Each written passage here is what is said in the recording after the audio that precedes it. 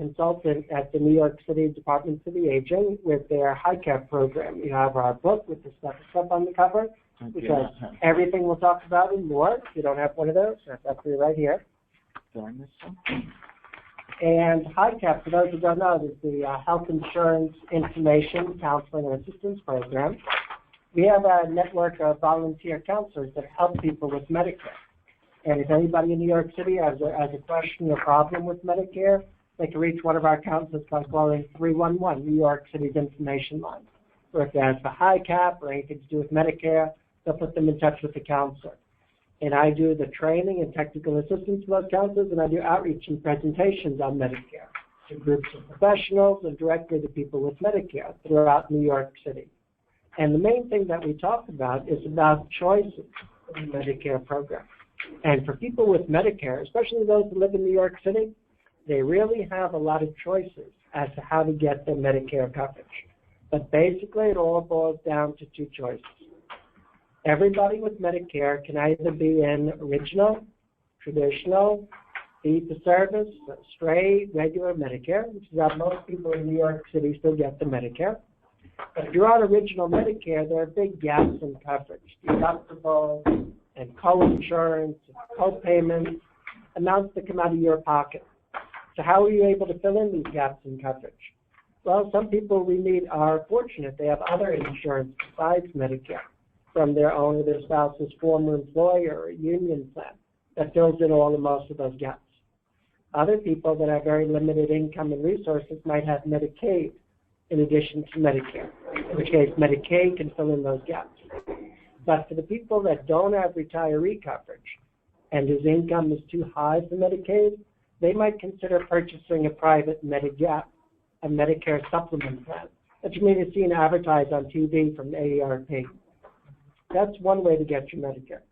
Original, traditional Medicare with or without supplemental coverage from a former employer, from Medicaid, or a privately purchased Medigap plan. But there's a second way to get your Medicare, and it's becoming more and more popular, and that's to join what they call a Medicare Advantage plan, a Medicare Health Plan.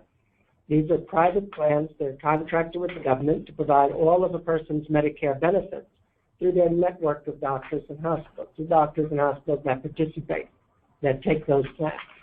These are the plan companies that are sending your clients so much mail, right, especially in the fall of each year, whether it's Aetna or Elder Plan or Empire or Emblem or Fidelis or Health First or Health Plus, right, or Metro Plus or Touchstone or United Healthcare or DNS Choice. That was very painful when United bought it. Okay, or WellCare. Right, that was some time ago, yes. Right, there's many companies that offer these plans. And if a person with Medicare decides to join one of these plans, they don't have to. That's a choice for people with Medicare.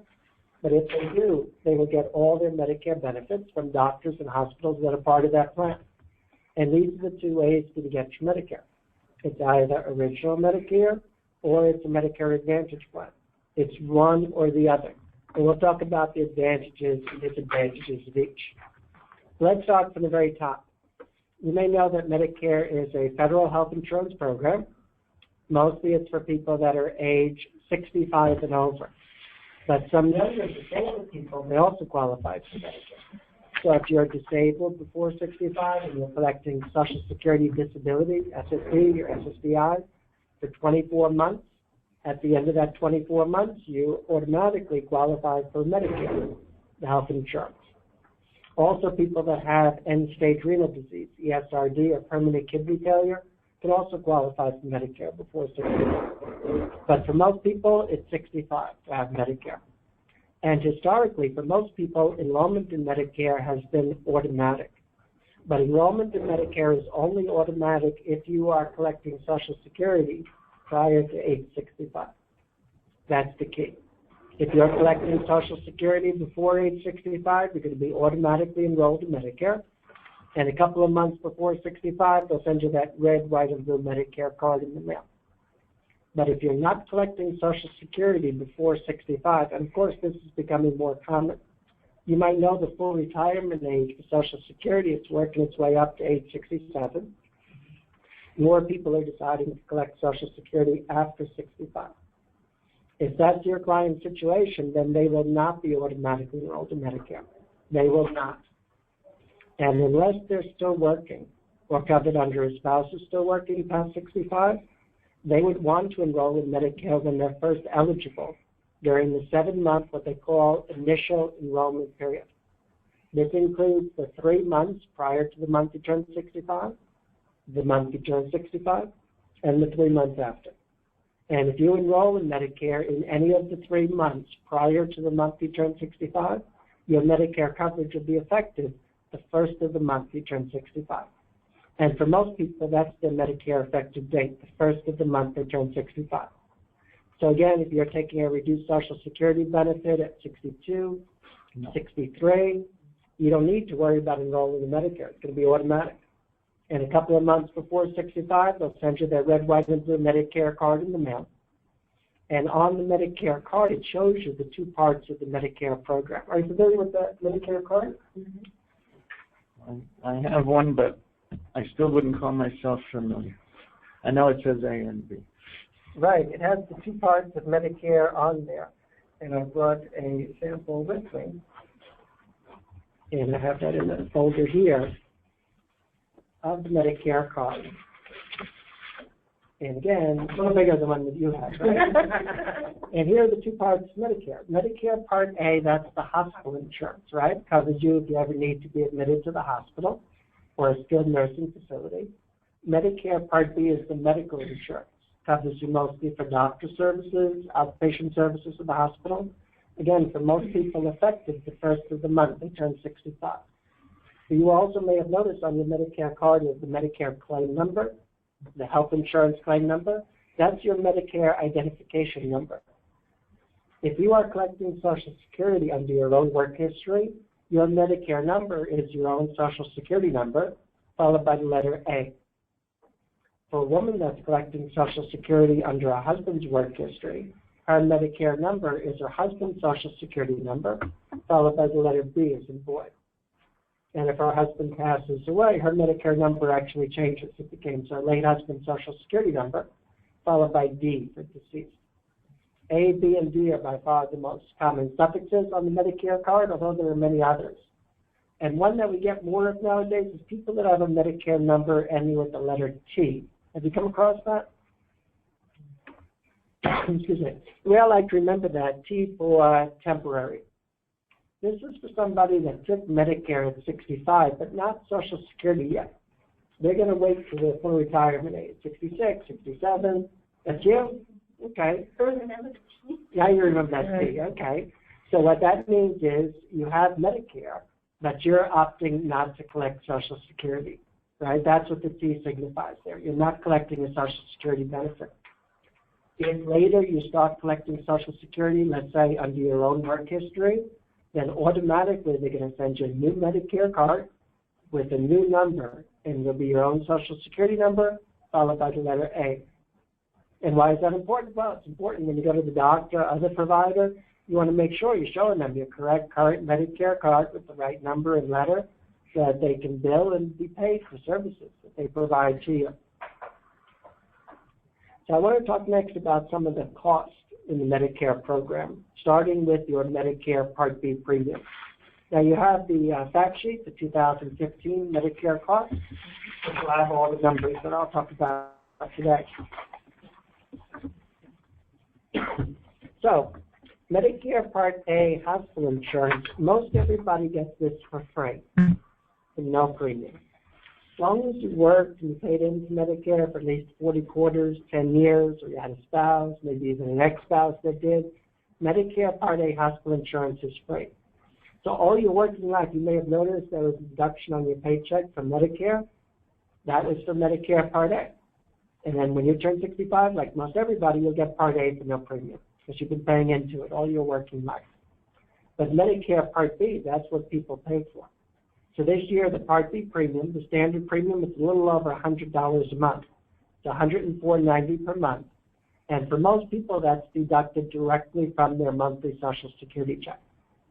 And then there are actually some people that pay a higher Part B premium because they have a higher income.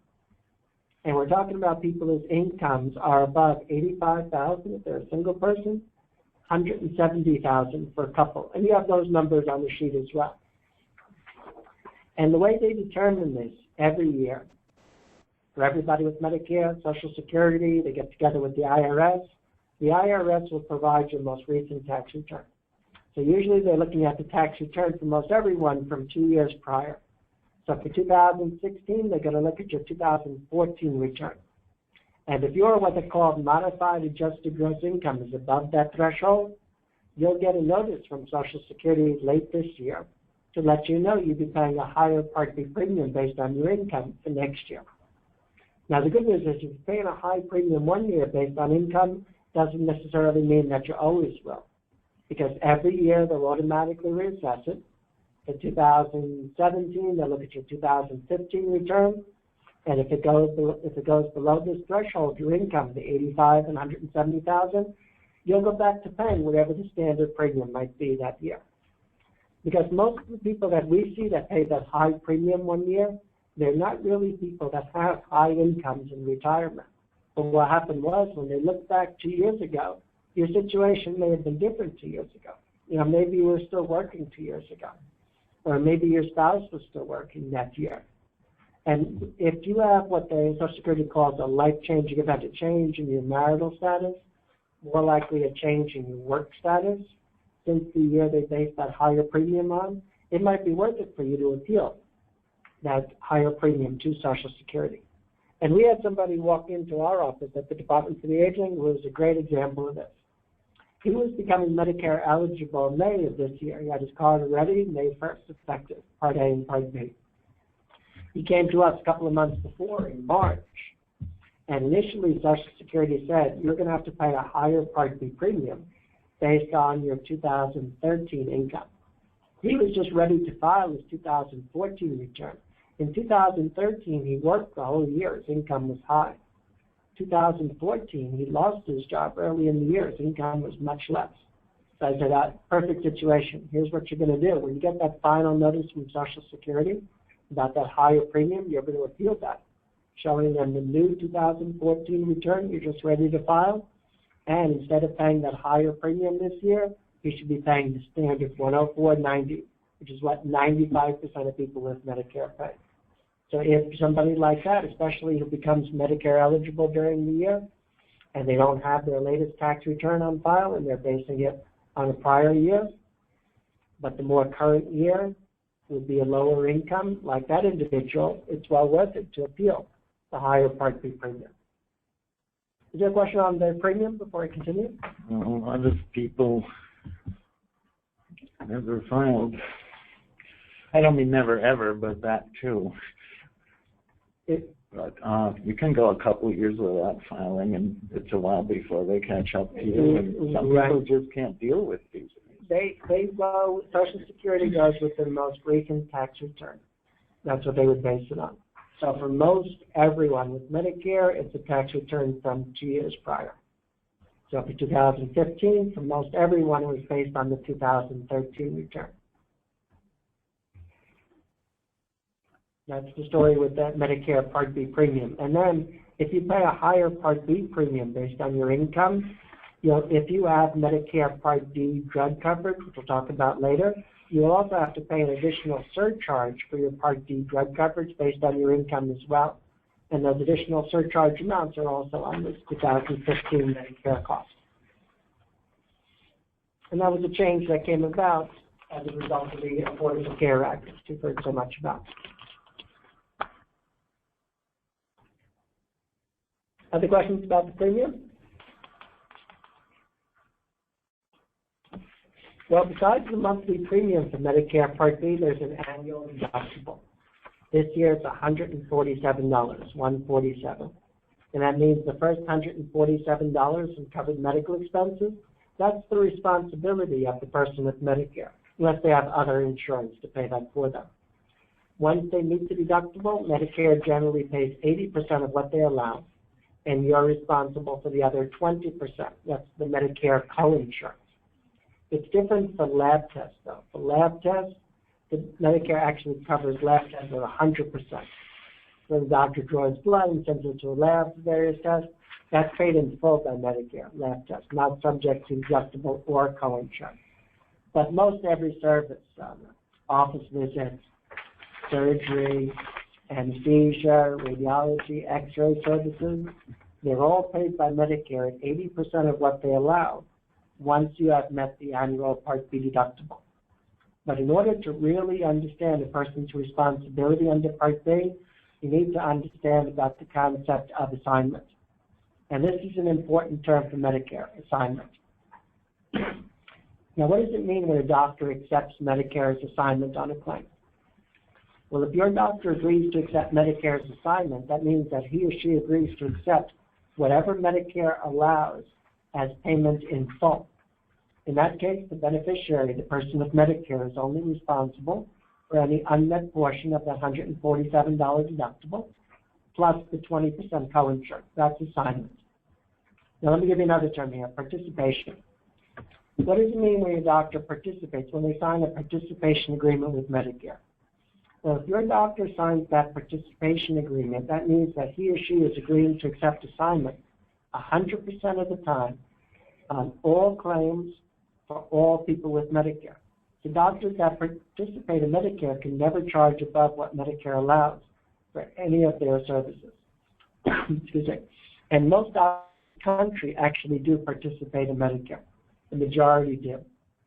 If your doctor, though, does not participate in Medicare, they can still be part of the Medicare program.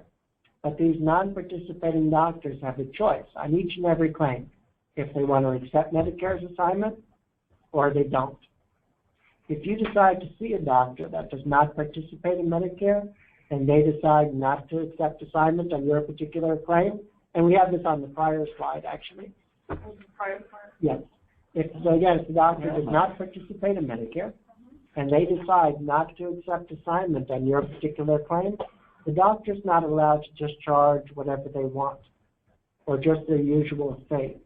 The federal government limits doctors who do not accept assignment to charging only up to an additional 15%. 15% above what Medicare allows. That's the federal, what they call limiting charge.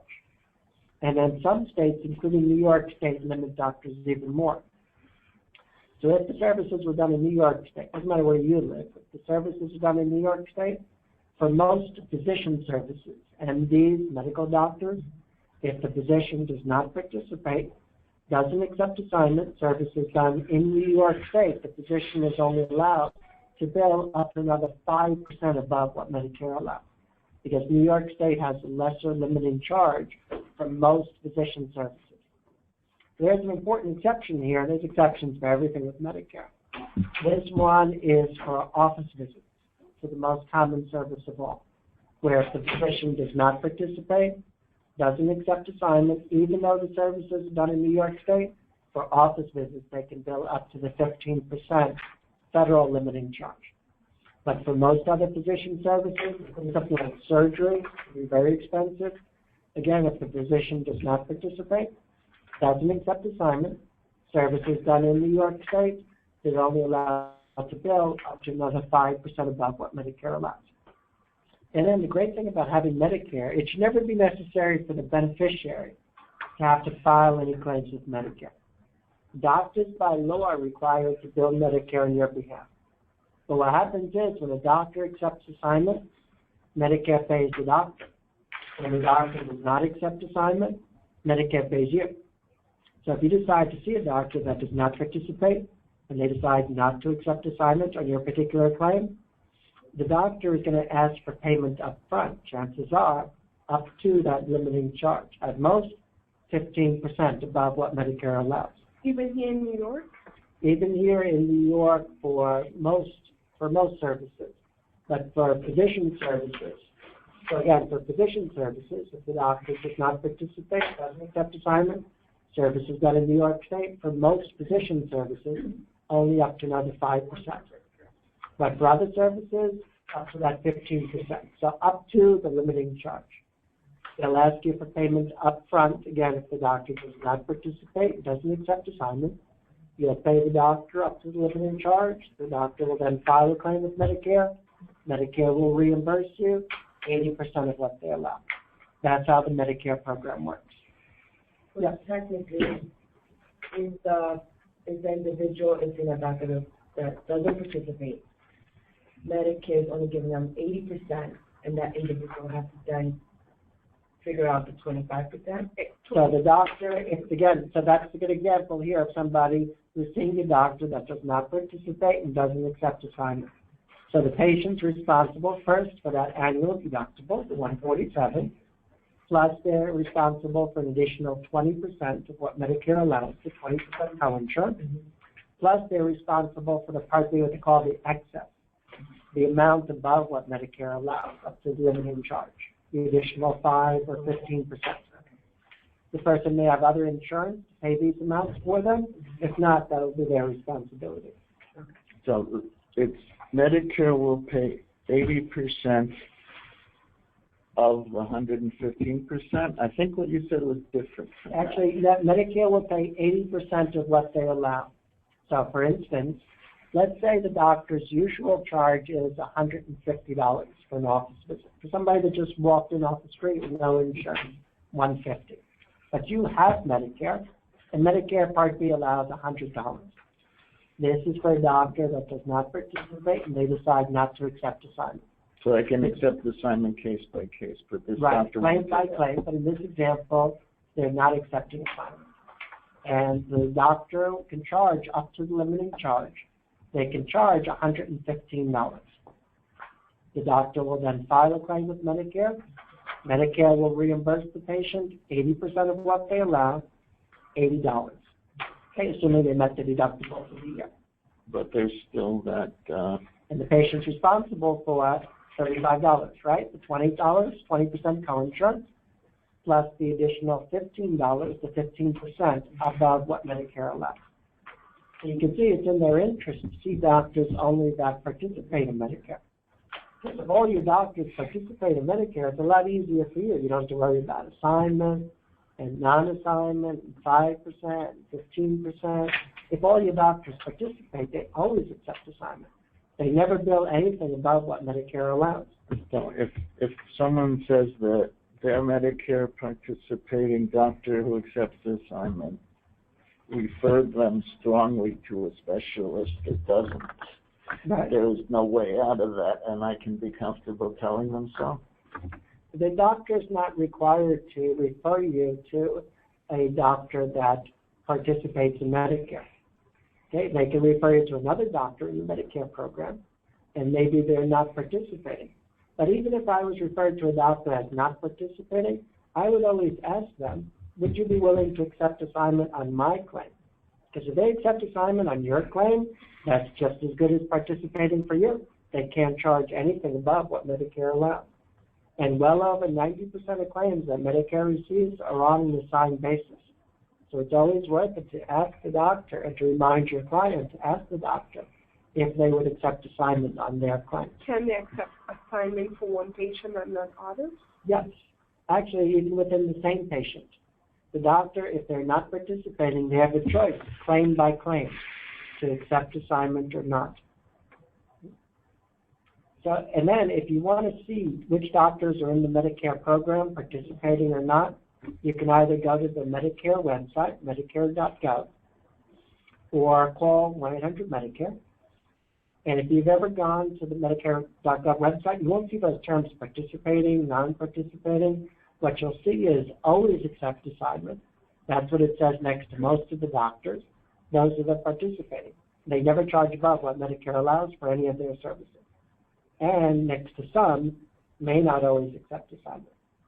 These are the non-participating, still part of Medicare, but have a choice, like we said, on each and every claim to accept assignment or not. If they don't accept assignment, they can charge a little bit above what Medicare allows, at most 15%. Are there other questions about that? Okay, that's so tough. That is so. And then there are some doctors who have just opted out of the Medicare program entirely. And that was on this slide here. There are doctors that have opted out. What they do is they file an affidavit with National Government Services, who's the Medicare contractor in New York State. And these doctors are out of the Medicare program for 2 years. During that 2-year period, they can now bill Medicare. Medicare pays nothing to these doctors. And these doctors are not part of the Medicare program. So they're not limited to what Medicare allows or limiting charge. They're able to bill and collect up to their usual fee. Now, nobody's ever going to be surprised seeing one of these doctors. These doctors are not allowed to treat you and then tell you afterwards, guess what, I'm not in Medicare. No, they have to sign what they call a private contract, which both you and the doctor would sign before the service is done. And this is how Medicare knows that you knew this doctor was not in the program and you agreed to be responsible for up to their usual fee. Now, if they will accept, Medicare won't reimburse whatever it reimburses, 80% of reasonable and necessary. Correct. If you don't agree to be capped, then then Medicare won't reimburse the patient. Correct. If the doctor has opted out of Medicare, which is what we're talking about here, they're not in the Medicare program, and Medicare just does not pay for their services at all. Okay, not at all. But again, the patient would not be surprising the doctor because the doctor would have signed that private contract with them. And this is how Medicare knows, again, that the patient was informed in advance that the doctor is not part of the Medicare program, and they were agreeing to pay up to their usual fee. Now, not many providers have actually opted out of Medicare, although it's an ever-increasing amount. Last I heard, in the entire state of New York, there's a little over 1,500 providers. And not just doctors, but other providers too, like social workers and psychologists who provide mental health care. But where do you think those providers are mostly? Right here in Manhattan, right? In Manhattan. So in Manhattan, in Manhattan, you're more likely to run into a provider that's opted out of Medicare than anywhere else in the state, probably anywhere else in the country. But even in Manhattan, there are participating providers in every specialty. And people can find them by either going to the Medicare.gov website and searching by zip code, by county, or by calling 1-800-MEDICARE. So the next slide just has a chart of the 3 types of Medicare Part B providers. All Part B providers need to fall into one of these 3 categories. They can either be participating in Medicare, which most of them are, in which case they always accept assignment, they never bill above what Medicare allows, or any of their services, excuse me, or non-participating, still part of the Medicare program, but have a choice on each claim to accept assignment or not. If they don't accept assignment, they can bill a little bit above what Medicare allows, at most 15%. Or the doctor can opt out of Medicare, in which case Medicare pays nothing, and the patient would be responsible for up to their usual charge. All doctors need to fall into one of those 3 categories. So if you go to a participating, they will take the 100%. Right. You don't have a copay. No, you still have the co-insurance. Right? You still have, even though you're going to a doctor that's they will take the 100%. They're 80 and you're 20. Right. They're agreeing to accept assignment on the claim. Okay, but Medicare does not pay most services at 100%. So you're still responsible for the annual deductible plus the 20% co-insurance. But when they accept assignment, they're not billing anything above what Medicare allows. Okay, because again, they're agreeing to accept what Medicare allows as payment in full. That's what assignment means.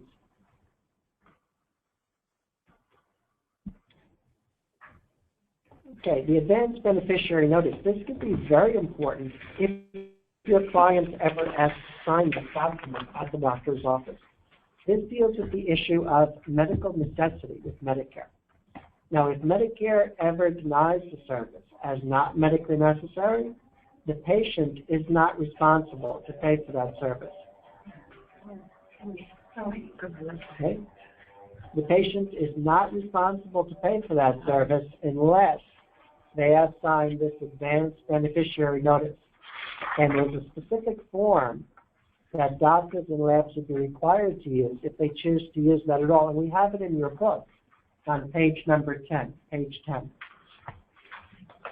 Because a lot of times, I know especially the first time you go to a new doctor, they probably have you fill out this long intake form, asks if you're allergic to this or that, right? And then on the bottom will be some sort of blanket waiver statement, something like, I agree to be responsible for services not covered by my insurance. That kind of blanket waiver for Medicare is not effective at all. Not at all. It must be the specific advanced beneficiary notice form that you see on page 10 of the book, which you'll notice indicates the date of service, the exact service being done, and the reason the doctor feels it may not be covered by Medicare. Let me give you an example excuse me, of how that might be used. I think the best example is for chiropractic. Medicare pays for people to go to the chiropractor for spinal manipulation, but they don't pay for an unlimited amount of visits or for an unlimited period of time. But if you ask anybody at Medicare how often they pay for that or any other service, except for physical therapy coming up next, they'll say they'll pay for it as often and for as long as is medically necessary. The problem is, though, what Medicare thinks is necessary, chiropractor might have a different opinion. And this is where the form comes into place. Because under the original Medicare program, they do not give out, nor do they require any sort of prior approval, pre-authorization for services. So if you call 1-800-MEDICARE, they cannot tell you for sure whether that next visit to the chiropractor is going to be covered. And even for chiropractors and doctors, Medicare doesn't reveal what they call parameters. Parameters are general guidelines, how often, how frequently they'll pay, even for providers as necessary. But your chiropractor, it's not their first time billing Medicare. So they know from prior experience, maybe somebody with a similar condition to you, let's say Medicare paid for 30 visits in a 6-month period. So if you're coming up to the 30th visit, the chiropractor might say, you know what, you need the services. And I'm still willing to provide it, but before I do, I want you to sign this notice. If you sign the notice, the chiropractor or doctor will still bill Medicare. Medicare might actually pay the claim. But if Medicare denies it, the patient is responsible. And not just for what Medicare would have allowed, whatever the usual charges for that service. If the patient decides they're not going to sign the form, the chiropractor or doctor will probably decide they're not going to provide the service. And you can understand why, because they don't want to be held liable for that. So although Medicare will never tell you in advance for sure whether a service is going to be covered, if you're ever asked to sign that at the doctor's office, the ABN form, that's your clue. Now, wait a second. Maybe Medicare is not going to pay for that next service, and you have to ask yourself before you sign the form if you would be willing to accept responsibility should the service be denied by Medicare. Now, a couple of other points about the form. First of all, whether you sign this or not, if Medicare ever denies the claim, you always have the right to appeal that denial. You never give up your appeal rights just because you've signed this.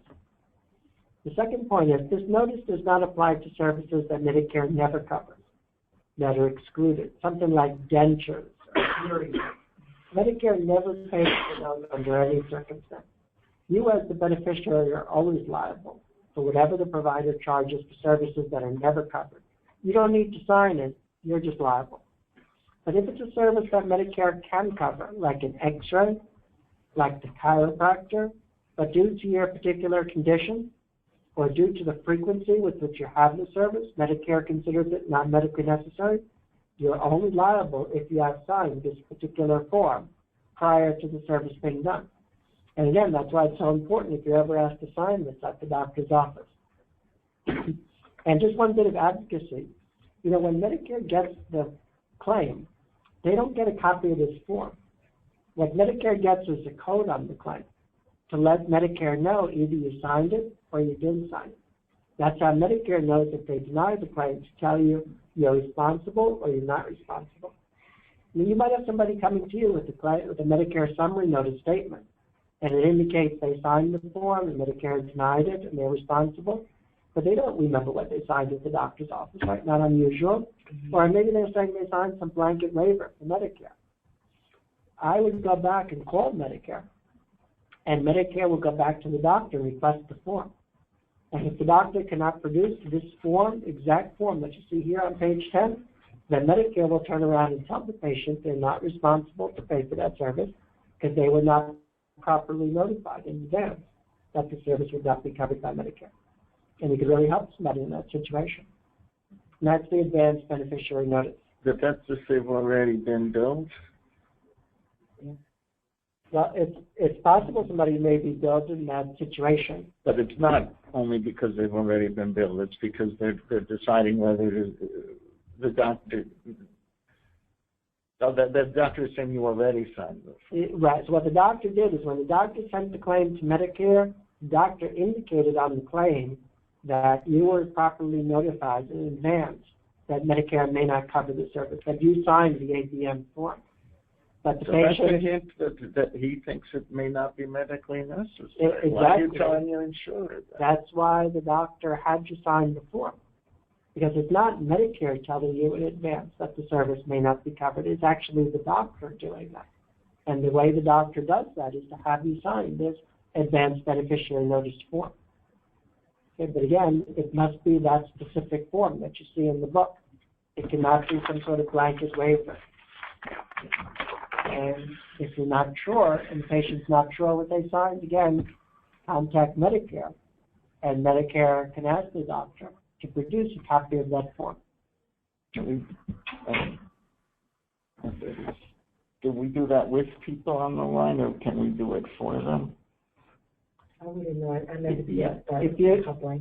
If you call the 1-800-Medicare, if you have the person, if you're going to be asking about somebody's specific claim, they're not going to give you the information unless the person is able to give authorization. So if you have a person with you, they can give the authorization. Or if you have a three-way call with them, they're able to do that for you. Or just to advise the beneficiary about what they can do on their own. And what they can do on their own is they can ask Medicare to ask the doctor if they can produce a copy of that form to make sure that they were properly notified. There is one service, though, where Medicare actually does have a cap, a limit on how much they allow for the year, and that's this therapy here, physical, speech, and occupational therapy. This year, Medicare allows $1,940 for physical and speech therapy combined. They put those two together. They have a separate $1,940 cap for occupational therapy. That means $1,940 that Medicare allows this year, paid at 80%. It includes therapy done in a private therapist's office. It could also include therapy done in the patient's home if they are not receiving Medicare-covered home health care. And it also includes therapy done in the outpatient department of a hospital. Now, although Medicare does have this cap, this limit, some people qualify for an exception to the cap. So Medicare gives the therapist a whole long list of exceptions. Some are for people that have more complicated conditions, or you might be somebody that has an underlying medical or even mental condition that makes it hard to benefit from therapy. Or maybe you're somebody with a particular situation. Maybe you had 2 courses of therapy in the same year for things that are completely unrelated. If you do qualify for an exception, the therapist is the one that knows, because the therapist is the one that tells Medicare if you do or not. Then Medicare can pay for medically necessary therapy in excess of the cap. Therapy is the one service where Medicare actually does have a dollar cap, a limit. Everything else with this one exception is paid as medically necessary. Now, this automatic exceptions originally was going to expire the end of March 2015, but Congress extended it now through the end of 2017. So at least through 2017, if you qualify for an exception, Medicare can still continue to pay for medically necessary therapy in excess of the cap. Is there a question about the therapy? Okay, so we've been talking so far about Medicare Part B, medical insurance. But there's also very significant cost sharing involved for Part A, for hospitalization. So this year, for hospitalization of up to 60 days, Medicare will pay everything but the deductible. So if it's $1,200, it's $1,260. If you have to be in the hospital beyond 60 days this year, for the 61st through the 90th day in the hospital, you're responsible for a daily copayment. This year, it's $315 per day, for days 61 through 90 in the hospital. And if you think that's a lot, if you have to be in the hospital beyond 90 days, Medicare allows an additional 60, what they call lifetime reserve days, which you can use once during the lifetime of your Medicare coverage in any combination. But once you've used them, they're non-renewable. So those 60 lifetime reserve days this year, you're responsible for a daily copayment, $630. And again, that's per day for those additional 60 hospital days. If your client is discharged from the hospital but they're not ready to come home, they discharge them to a skilled nursing facility for rehab care. Medicare pays the first 20 days there in full. The next 80 days, you're responsible for a daily copayment. This year, it's $157.50 per day for days 21 through 100 in the skilled nursing facility. And these Part A benefits, they're not a calendar year benefit like Medicare Part B. Part B is fairly simple. You know, you got one deductible, $147. Once you've met it, you've met it. That's it. You're done for the year.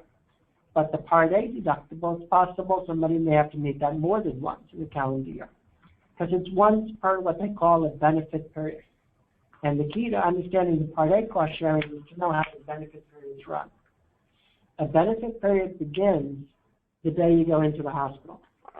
It ends when you get out of the hospital, out of the skilled nursing facility for a period of at least 60 consecutive days, at which point your benefits renew. They start again.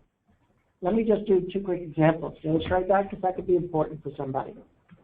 Let's say your client has to be admitted to the hospital tomorrow for 5 days. Medicare will pay everything except that deductible, $1,260. But what if they then have to be readmitted to the hospital the next week, or another hospital the next week? Same condition, different condition, doesn't matter. Less than 60 days have gone by since they were discharged. So it's still the same benefit period. They just pick up where they left off at day number 6 of their first 60 days of coverage, and they don't. They don't have to meet a new deductible. So let's say instead of being readmitted the next week, what if we're readmitted 3-4 months later? Could be the same calendar year, but now it's a new benefit period. More than 60 days have gone by since you were discharged. Your benefits renew, they start again. You're back to day number 1 of your first 60 days of coverage, and you have to meet a new deductible, $1,260. So I hope this slide will help to point out the importance of people having other insurance besides Medicare. Because for people that have Medicare only, as some people do, you can see they can wind up paying a lot out of pocket, especially for hospitalization. And when I talk after the break about Medigap, Medicare Supplement Insurance, you'll see how that fills in very nicely here. And that's a big reason why somebody may want to purchase a Medigap plan. If you're in Medicare Advantage, does that fuse the two? If you're in Medicare Advantage, that's the other way to get your Medicare. Remember at the beginning there we talked about the 2 ways to get your Medicare? And we're talking now about, when you talk about Medigap, you're talking about like 1B? Right, yes. So we're talking so far about original, traditional Medicare, Part A and Part B. And if you have original Medicare, you might have supplemental coverage to go along with that, like a Medigap plan. Medicare Advantage is the other way to get your Medicare, and we'll talk about that later. So far, original, traditional Medicare. And it's also possible under original Medicare that you can actually exhaust all your Part A hospital benefits. They're not unlimited.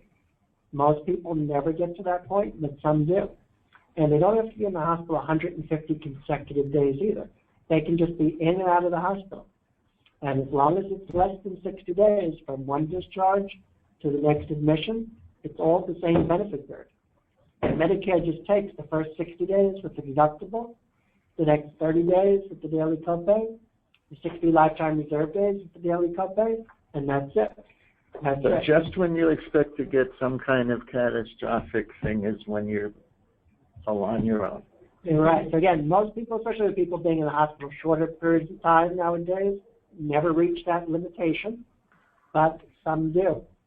But if you have a privately purchased Medigap plan, people that need it most don't get it because you're out of work all that.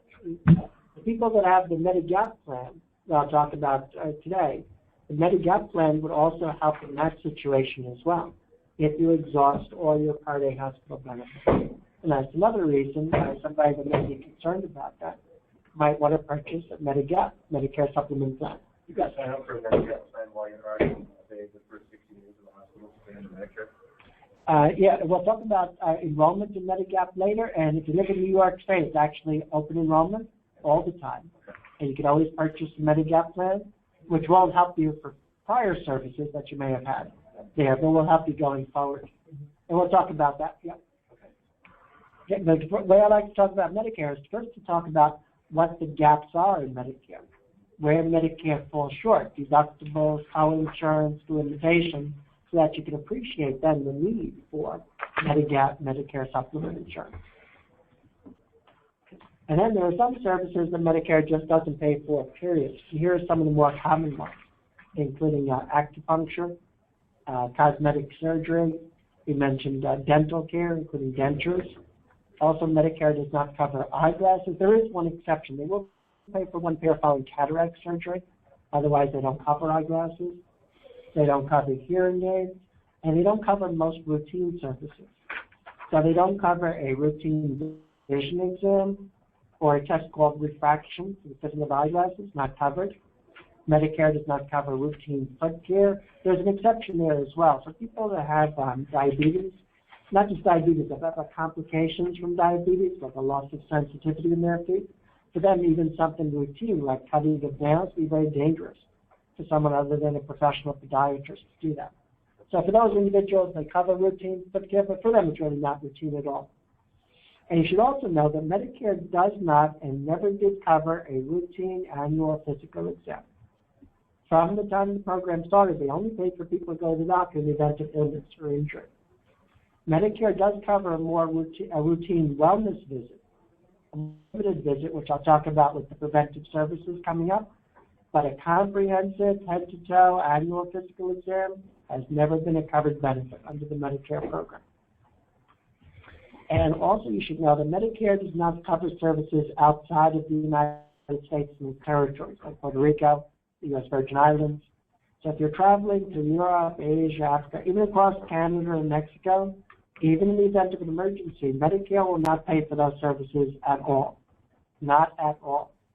Okay, so if you're somebody that is traveling outside the United States, you would want to find out if you have other insurance, which might pay for foreign travel emergency services, or if not, do like you suggest, to look at travel insurance, right? But Medicare outside the United States and territories, no, no. So let's talk on the next couple of slides about the preventive services that Medicare does cover. And these, I'll just go through quickly because you have them in detail in your book, beginning on page 11, following that advanced beneficiary notice. The preventive services that they do cover include a routine screening mammography once every 12 months. They cover a pap smear health exam routinely every 24 months, although that could also be covered as often as 12 months for women that are at high risk for cancer. They cover the flu vaccine every flu season. The pneumonia vaccination used to be that people would need a pneumonia vaccination many times, only one time after age 65. But now Medicare does cover a second pneumonia vaccination, okay, as long as it's at least 1 year since you had the first one. And if you're at risk for hepatitis B, Medicare covers that vaccine also. These three vaccines, flu, pneumonia, and hepatitis B, are the only vaccines that are covered under Medicare Part B medical insurance. Any other vaccine, if it's covered by Medicare at all, like the shingles vaccine people ask about all the time, that will be covered correct under your Medicare Part D drug coverage. And we'll talk about Part D later on. Getting back to the list, the colorectal cancer screening, they cover a couple of services there. The fecal occult blood test once every 12 months. The sigmoidoscopy every 48 months. Colonoscopy could be covered as often as every 24 months for somebody that's at high risk for colon cancer. But let me tell you about a couple of things about preventive services that you don't have on the slides.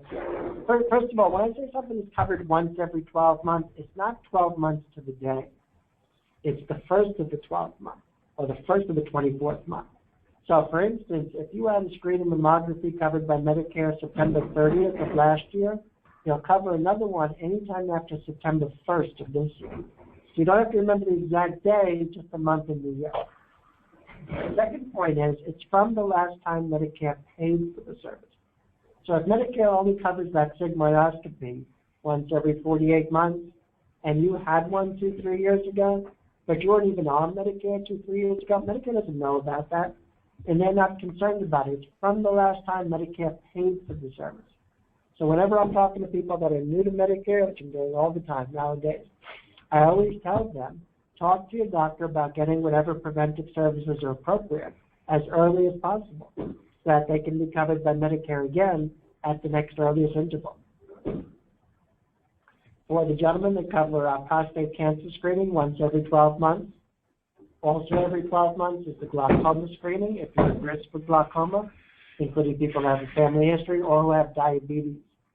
And on the next slide, you'll see that for people that have diabetes that are at risk for complications from the disease, Medicare will pay for you to go to class, help you to better self-manage your diabetic condition.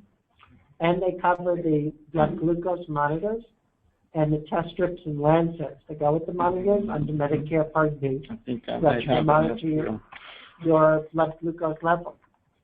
And with also on the list, the bone mass or bone density test, covered once every 24 months for people that are at risk usually for osteoporosis.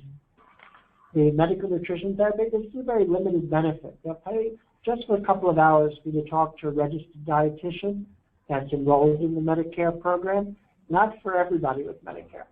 Only for people that have either renal disease, kidney failure, or again, who have diabetes. The initial preventive physical exam, have you seen this sometimes called a welcome to Medicare physical exam? It's just a one-time exam that Medicare covers during the first 12 months of your Part B eligibility. And then for people that have been on Medicare more than 12 months, and it's been at least 12 months since you had that initial exam, if you ever had it, Medicare now covers an annual wellness visit for all people with Medicare Part B. The annual wellness visit is not a comprehensive physical exam, right? Head-to-toe exam, which we said is not a covered benefit under the Medicare program. It's a much more limited exam, basic measurements, height, weight, blood pressure, body mass index. It's much more of a history, where the doctor will review with you your own personal and family medical history to see if you might be at risk for certain conditions, and then you'll leave that visit with a checklist of the preventive services that the doctor recommends to you. Because they use that annual wellness visit to promote the other preventive services. The annual wellness visit was added to Medicare as part of the Affordable Care Act, and the other change to preventive services as part of the Affordable Care Act is that today, most every preventive service is now covered at 100% by Medicare, not subject to deductible or the 20% co-insurance. So for most every preventive service, as long as the doctor accepts assignment on the claim, most every preventive service will be covered in full by Medicare. But not the most important one. Is there logic behind the annual physical? Is there logic behind that of some kind? Because you would think that annual physicals would reduce hospitalization, GI visits, so far. Right. So that the reason that they don't cover, the only reason I can say that they don't cover is that the original Medicare program was really intended to treat acute care or illness or injury. But now they're moving more in the direction, you can see, of covering more preventive services. And this annual wellness visit is a start to covering a preventive exam. But what we have to know is that it's not the annual physical. And this caused a lot of confusion, especially when it was first added to the Medicare program, because a lot of people thought this means that Medicare now covers a routine annual physical exam. And they had the exam and were very surprised to get a bill for a few extra dollars for that, which Medicare told them was their responsibility. Okay? So again, what we have to know as counselors is that Medicare does not cover a routine annual physical exam. It only covers this more limited wellness visit. And I would recommend, if the patient's interested in receiving that, when they go to the doctor's office, to ask specifically for the annual wellness visit. They leave with a checklist of like services or exams that the doctor recommends they have. So let's say they probably get a mammogram, a pap smear, cholesterol test. Would that be covered by Medicare? If it's specifically within the preventive services that Medicare covers. So, right, so the screening mammography covered routinely, right, every 12 months. The pap smear and pelvic exam is also covered routinely, either 12 or 24 months. And we'll talk about the cholesterol screening coming up. So there are, but they need to be within the preventive services that Medicare covers. It's not every preventive service that Medicare covers, but you have a complete listing in your book that you'll know. Yes. I guess I'm just struggling to see the difference between the annual wellness visit and the type of those things are covered in the Right. Like, what's the distinction for the distinction between the annual wellness visit and for a comprehensive routine annual physical exam. The routine annual physical exam is a service that you may have at the beginning of the year. No signs or symptoms, nothing wrong. This is just a complete examination, head to toe examination, all the different body systems that the doctor is checking there. That's not a covered service under Medicare. The annual wellness visit is not a comprehensive examination. It's just a very basic examination. And that is covered along with the history that the doctor will take there and the referral that the doctor will give you for other preventive services that Medicare actually does cover. So all these other preventive services require a referral? Not necessarily require a referral to have that. So you might have these other preventive services without ever having the annual wellness visit or that initial preventive physical exam. But they use these limited exams, though, to promote the other preventive services, many of which are very underutilized. I guess what I'm saying is, could you kind of cobble together a physical exam using this wellness visit and then other preventive services? Well, I'm just wondering what the actual in practice implications of this are. Yeah, so you couldn't have that complete physical exam from the doctor that normally constitute our routine annual physical exam. But you can have many preventive services that Medicare covers if you fall into the coverage category. Because sometimes Medicare has particular restrictions, and they do have restrictions as to how often or how frequently they'll cover these services. So on the prior slide, we still have a couple more slides, services to point out. On the prior. And this includes the cardiovascular disease screening. This is a lab test that includes cholesterol, which you mentioned before. They cover that routinely every 60 months, every 5 years. Of course, if you have high cholesterol already or another condition, Medicare will cover that test like any other test as often as necessary. But as a routine screening, which is what we're talking about here, once every 5 years. The diabetes screening is covered for people that are at risk for diabetes, either once or twice every 12 months. If you're a smoker with Medicare, they'll take you to talk to your doctor or other professional about stopping, up to 2 series of 4 counseling sessions in a 12-month period. And they also cover an annual HIV/AIDS screening test. And then a couple of other preventive services they cover includes alcohol misuse screening. So this is an annual screening to see if you have some of the signs of a dependency on alcohol. And if you do, they can cover up to 4 pre-behavioral counseling sessions. Medicare now covers an annual depression screening for all people with Medicare Part B. If you're obese with Medicare, they'll cover counseling at the doctor's office. They cover an annual cardiovascular disease risk reduction visit, they refer to it as, where you can talk to your doctor about reducing your risk, through changes in diet and nutrition, through the use of aspirin as appropriate. And if you're at risk for sexually transmitted infections, they cover screening and counseling. These 5 preventive services are covered in the primary care setting, meaning in the doctor's office, whether the doctor is doing it themselves or somebody on the doctor's staff under their supervision. And like most every preventive service, these preventive services, these 5 here, are covered at 100% by Medicare, not subject to deductible or coinsurance, as long as the doctor accepts assignments on the claim. Are there other questions about the preventive services?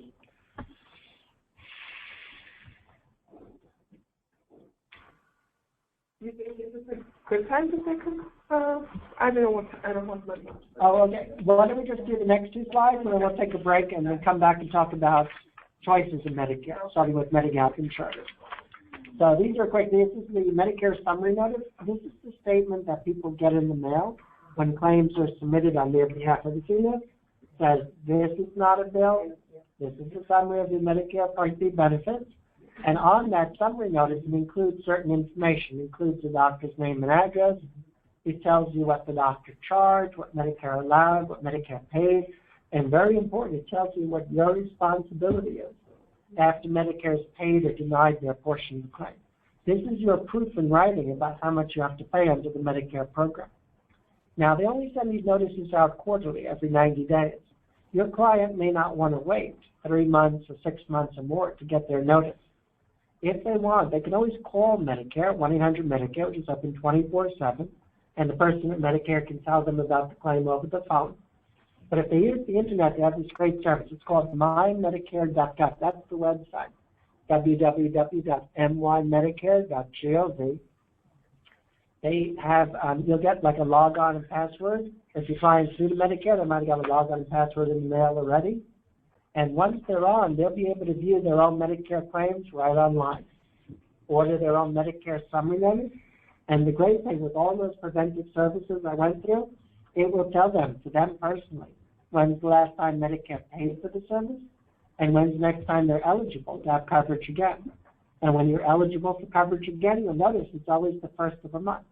You can even sign up for email reminders. You can find out where you are towards the physical therapy cap or towards meeting the deductible.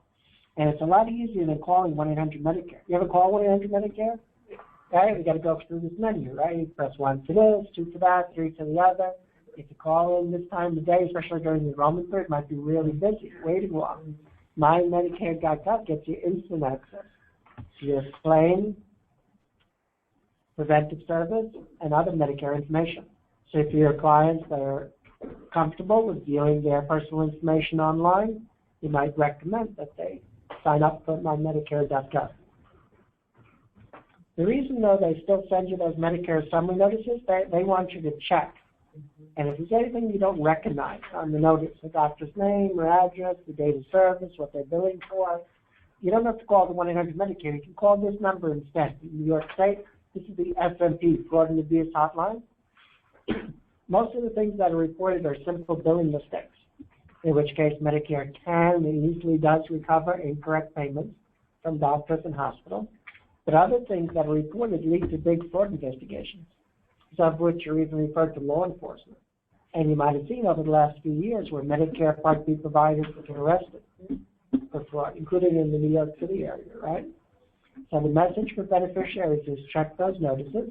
If there's anything that's questionable, this is the number that they can call.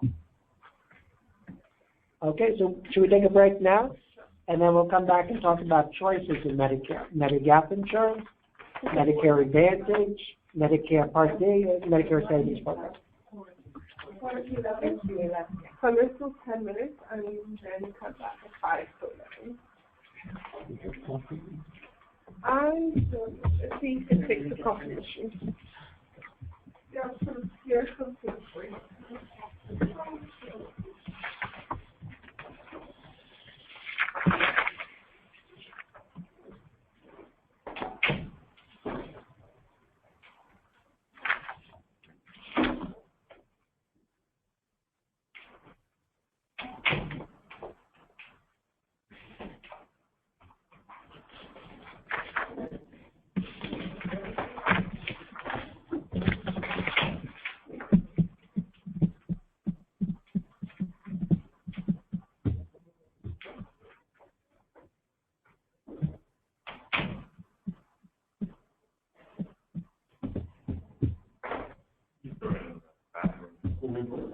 That would be the action.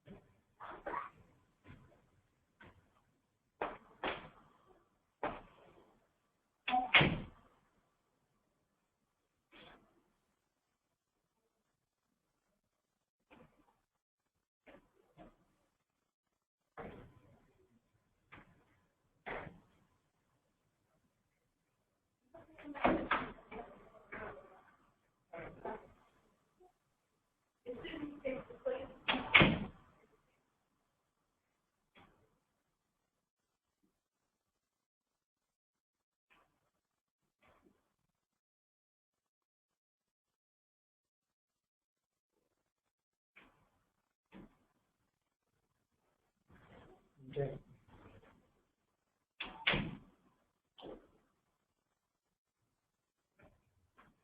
Are you a volunteer counselor? Volunteer. Volunteer for CHA? Or? Yeah. Yeah, very good. You're just starting? Yeah, just starting. Okay. You deal with all types of insurance, right? I All didn't. types of health insurance, I'm sure. We didn't start doing the helpline yet. We were have a few days of training before they let us do that. Yeah. Right, right.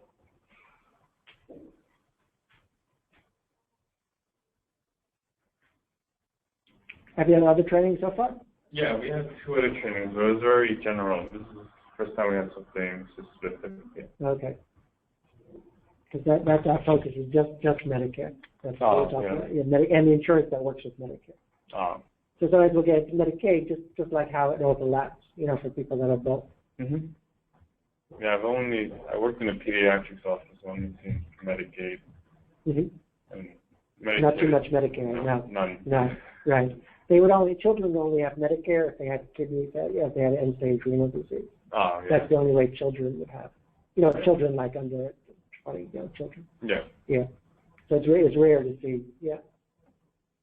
I know my grandfather had this, and then he had diabetes, and he didn't know that he was covered for like the podiatry and the foot care, so he never went. Like he always paid for it, and like a private one, and then we found one that was covered under Medicare. Oh, good. Do you have other insurance besides Medicare?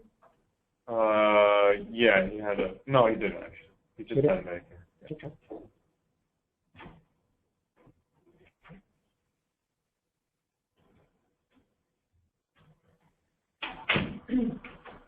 I have a question. Sure. It's personal. That's why I didn't want to ask. It's actually not in me. My sister-in-law, she has actually a Medicare, original Medicare, and then she has the S plan F. Right. Now she goes to this group of doctors, her primary care doctor, and then when she had her annual, so she was told that she has to pay like $350. Right, and But that must be for the annual, so it's not covered. That's correct. Okay, all right. So that must be what it is, the routine Right. annual physical exam. Well, right, because I said, really, but I never had to pay, so and I feel feel better about it. Because the doctor this is correct, that it's not. Yeah, if that's what it is, a routine annual physical exam, Right. then it's just not covered. Right. And if it's submitted to Medicare, then you'll see on the code on the claim, and it'll tell you that's going to be your proof. If the doctor says. I know, she's very bad, I gotta tell her she has to read these things. Mhm. She's not like me, I read Read the Medicare supplement. Yeah, well, Yeah. I think that, like, for example, like, I'm always very leery of these, like, the places are popping up all over in the neighborhood where it's like, you Like walk in. Urgent care kind of thing. Right, so Yeah. her daughter, I don't know why her daughter brought her to one of these because she was having some weird symptoms. I not even explaining, like maybe her heart is palpitating or whatever. Okay. So they had admitted all kinds of tests. And I said, well, why do you need all those tests? And in the meantime, I have to go to NYU Medical Center where that's her coverage, right? So I'm very leery. I always want to see there are no strange or unrecognizable, treatments and all that. Okay. Well, hopefully she's spending very little out of pocket for most everything. Well, that, yes, I'm just Right. it off because of that plan. Right. That's how it should be. Right, yeah. And she has a separate drug plan, I guess, right? Yes, Okay. So she'll be paying on that end for drugs. Right. Yeah, so the good thing is, okay, now you may think it's worth learning more. Right? Yeah, there's something, right? Yes.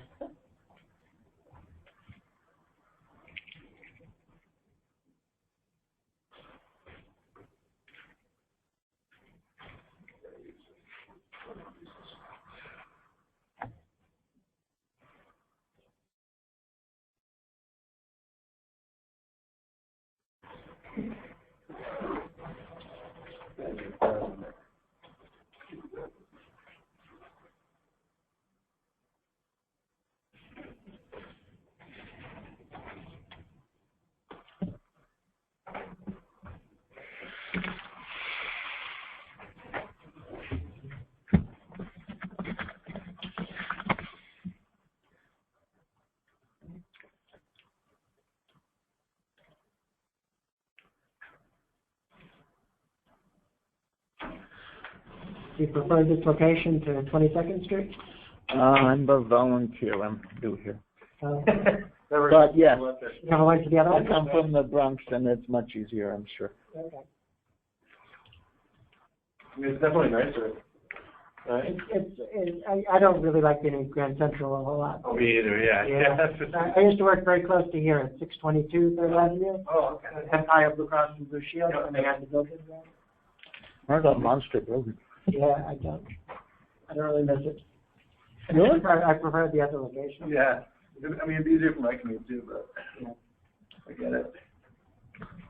It was very close to the 6 train, on the 23rd Street stop. Yep. It's very close to Oh, that. well then that's, I'm on this, I live on the 6th. I live on the 6th in a part of the East Bronx that is so easily commutable that I'm surprised it isn't more gentrified. What's Glad that it isn't area more called? gentrified because I couldn't afford it. What is the neighborhood called? Soundview, Oh, it's even a nice name. yeah, it is. And then after Soundview is Parkchester. Parkchester, And I've that's been to for work. very commutable. Yeah, I've been to the senior center there for work. Soundview, I'm not sure. Well, What's the, you can't what's get the there train without station going called? through Soundview. Mine is Morrison Avenue, Soundview Avenue. And it's 2 stops before Parkchester. And then it goes on to Westchester Square, which is near Einstein and East Montefiore. And then to Palm Bay Park. I've been to, I'm gonna go to Montefiore, that senior center, Montefiore. There are so many of them. Motion. Do you mean, let me see, Marshallou would be near to Montefiore, the original Montefiore in the West Bronx. Norwood, North Central Bronx Hospital area. And I'm talking about the one that's near Jacoby, Palm Parkway and East Not sure, I Chester don't Road. do too many in the Bronx.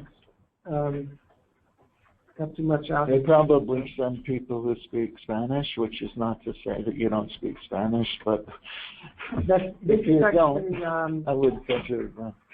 usually get places like that, I'll ask them just to do their translation, which I don't. Oh, well then, They do. But this is at Why House not? Avenue. that's right near what I call the real Montefiore, because I grew up there. Mhm. Yeah, but there is a whole other Montefiore installation near the Einstein School, Palm Parkway and East Chester Road. And I guess there's other things, Waring Avenue? That's me, I haven't been Nope. there. That should be new for me. That's it for the Bronx.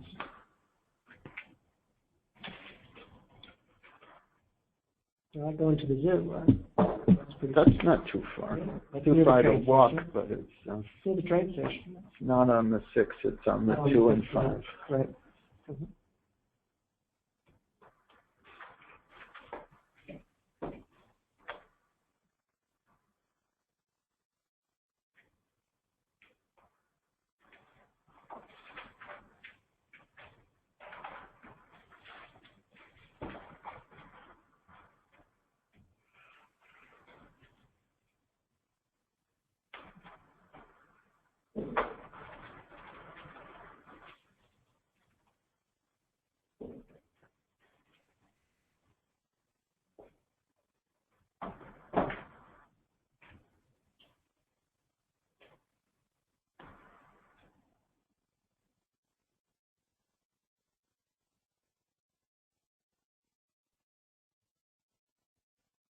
So with the Medicare claim number,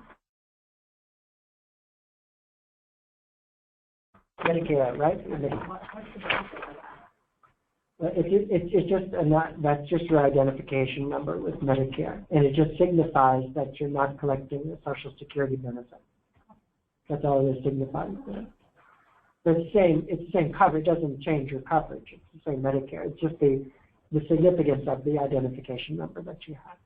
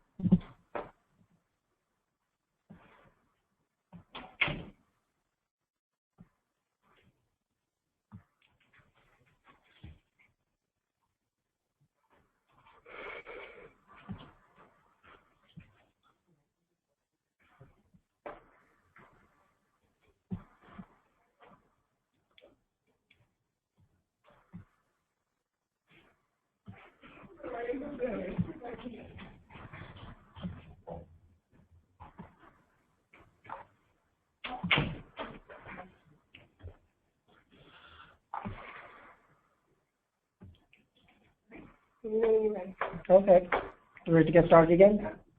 Very good. So far we've been speaking about original, traditional, fee-for-service, and straight, regular Medicare, which is how most people in New York City get their Medicare.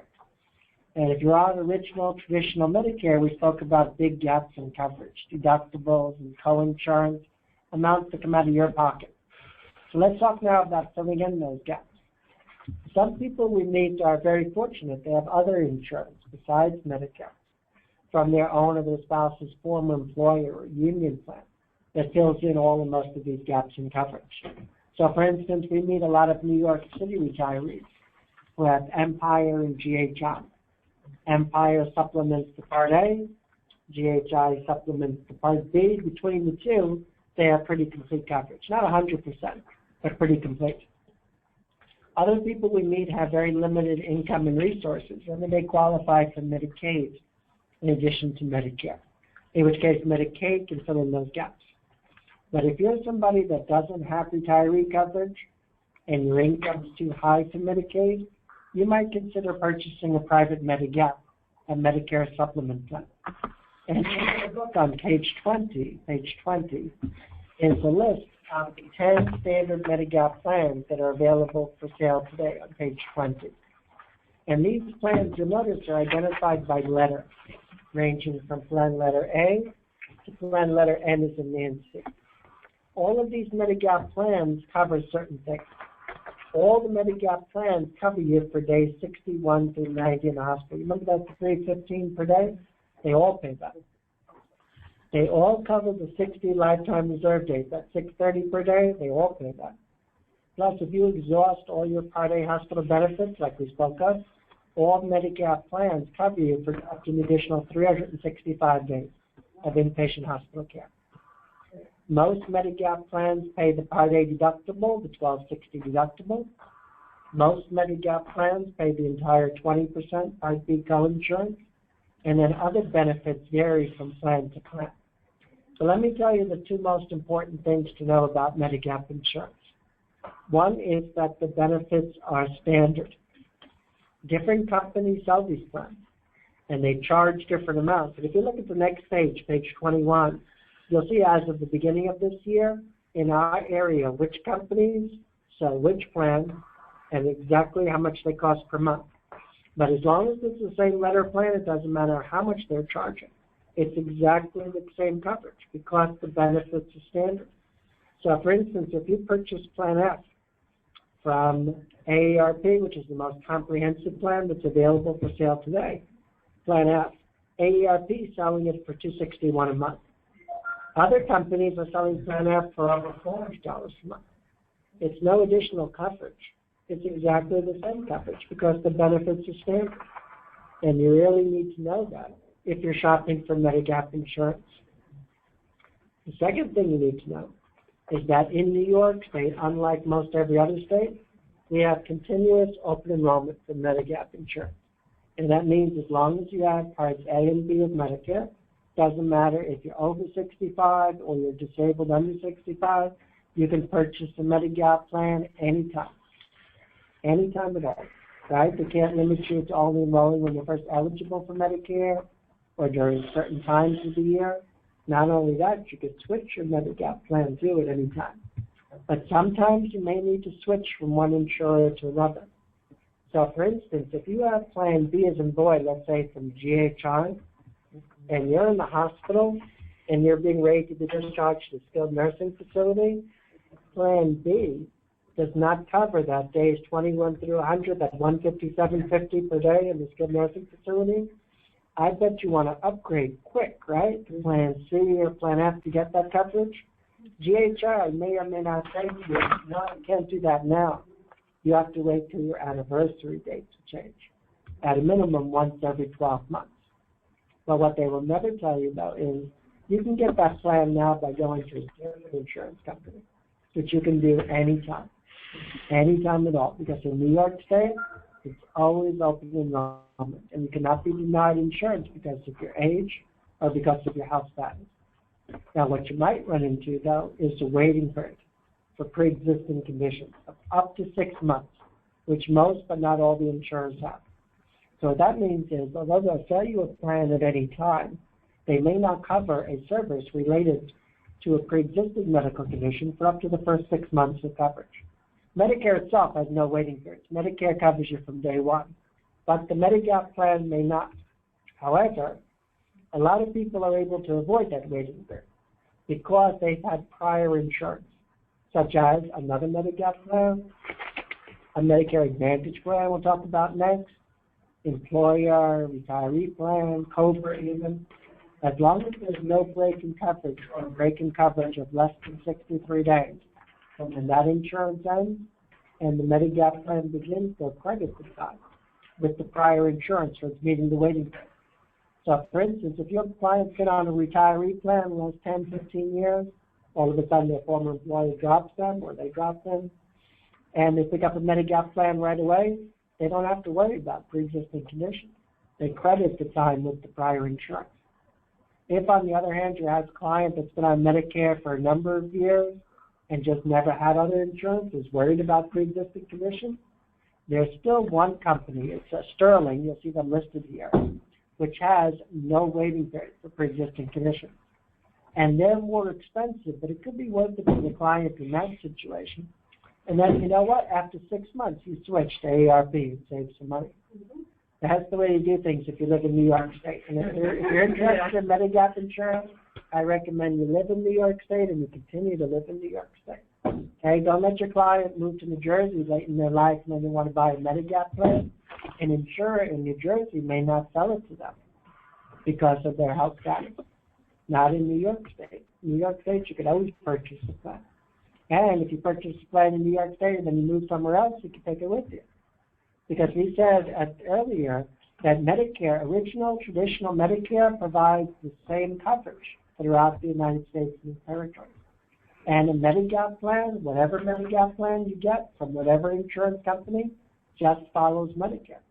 So if you have original Medicare and a Medigap plan, you have the same coverage in New York, in New Jersey, in Florida, and Arizona as well, throughout the United States. And that's a big advantage of people choosing original Medicare and a Medigap plan. Is there a question? Yes. There's basically no reason why you should ever pay $315 a day. Like, unless it's like 1 day, right? Like there's no. Well, if you have a Medigap plan. When you just initially sign up for a Medigap plan or something, right? Like, well, it's not always so easy, you know, for the person that they're deciding. I hear that sometimes. They'll say, well, you know, if I get sick, at that point I can upgrade, you know, but you might not be in a condition there where you're actually able to do the application there at that time, or thinking about that. You know, the people really who are planning like that, you know, they're really taking a chance doing that. yeah. I think the idea with having health insurance is really to have that in place should you have the need for services. Should you no longer be able to even make a decision? Because they're incapacitated to decide on a coverage plan, kind of it. Like, Right, that could happen. Elected somebody to make a decision. And you may not have somebody to like that to do that for you. Okay? So it's again, you know, it's not I wouldn't advise somebody to wait until they get sick there, and you know, to take care of that. But I would let them know that should their situation change and they continue to live in New York State, that it's always open enrollment, and you could always switch your plan, upgrade or downgrade your policy. If not with the same insurance company, by going to a different insurance company. That's very important protection for everybody. And like worst case, you could just sign up with Sterling with no waiting period, right? Well, you could do that for as long as Sterling still has that, right? Okay. Sterling, I always check each month to make sure they're still there. That's what it shows. And if you want to make sure you have the most current information, I would recommend that you go to the website on the top of page 21. And that's for the Department of Financial Services. It's dfs.ny.gov. It's on the top of page 21. They have a chart which they update every month to show you throughout the state which companies, which plans and exactly how much they cost per month. And when we're counseling, I would always go to the website, because rather than go to a paper chart, you don't know if something may have changed since January when this was printed. Okay? Go to the website. So you'll always have the most current information. It lists all the insurers and their plans and their rates and the waiting periods for pre-existing conditions from 0 months to 6 months for each company. But they were, did that just not make it through as part of Obamacare? Right, people ask that a lot. I remember Republicans being supportive of that. Right, people sometimes will say, well, didn't they do away with waiting periods, the Affordable Care Act? What they did away with was for people being denied health insurance because of a pre-existing medical condition. Today, people throughout the United States can purchase health insurance regardless of pre-existing condition. But it did not change Medigap insurance. Medigap insurers can still have waiting periods of up to 6 months, okay, which most have in New York State, including AARP. And sometimes you might meet somebody that has a Medigap plan from a company that it doesn't sell Medigap insurance. From Empire Blue Cross and Blue Shield. You notice Empire Blue Cross and Blue Shield is not on the list. That's because a couple of years ago they stopped selling Medigap insurance. But Medigap plans are guaranteed renewable. And that means as long as you continue to pay the premium, you continue to have exactly the same coverage from exactly the same insurance company forever. Forever. You're protected. Now, when I was talking to this person from Empire that had the Empire Blue Cross and Blue Shield, she had Medigap Plan B. And she said she just got a notice from Empire that the rates are going up. So what can I do? So I said, here's a possibility for you. AARP sells the same Plan B for less money. You can switch whenever you want. What do you think? What do you think? Right? She said, my doctors really like the Empire. I said, your doctors will like AARP just as much because it's the same exact coverage, it pays them the same exact way. She said, I've been with Empire for so many years.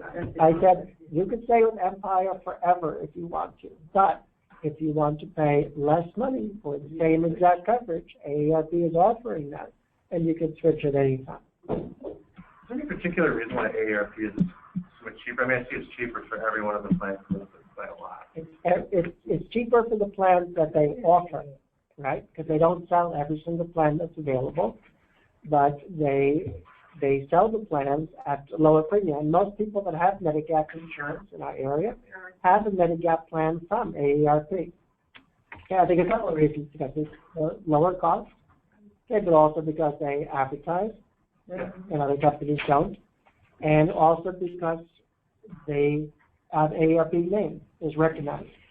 But why is it cheaper? So is it like subsidized at all, or is it? Larger capture market. It's a larger share. Okay, got it. I just So it must be affinity that the AARP markets it.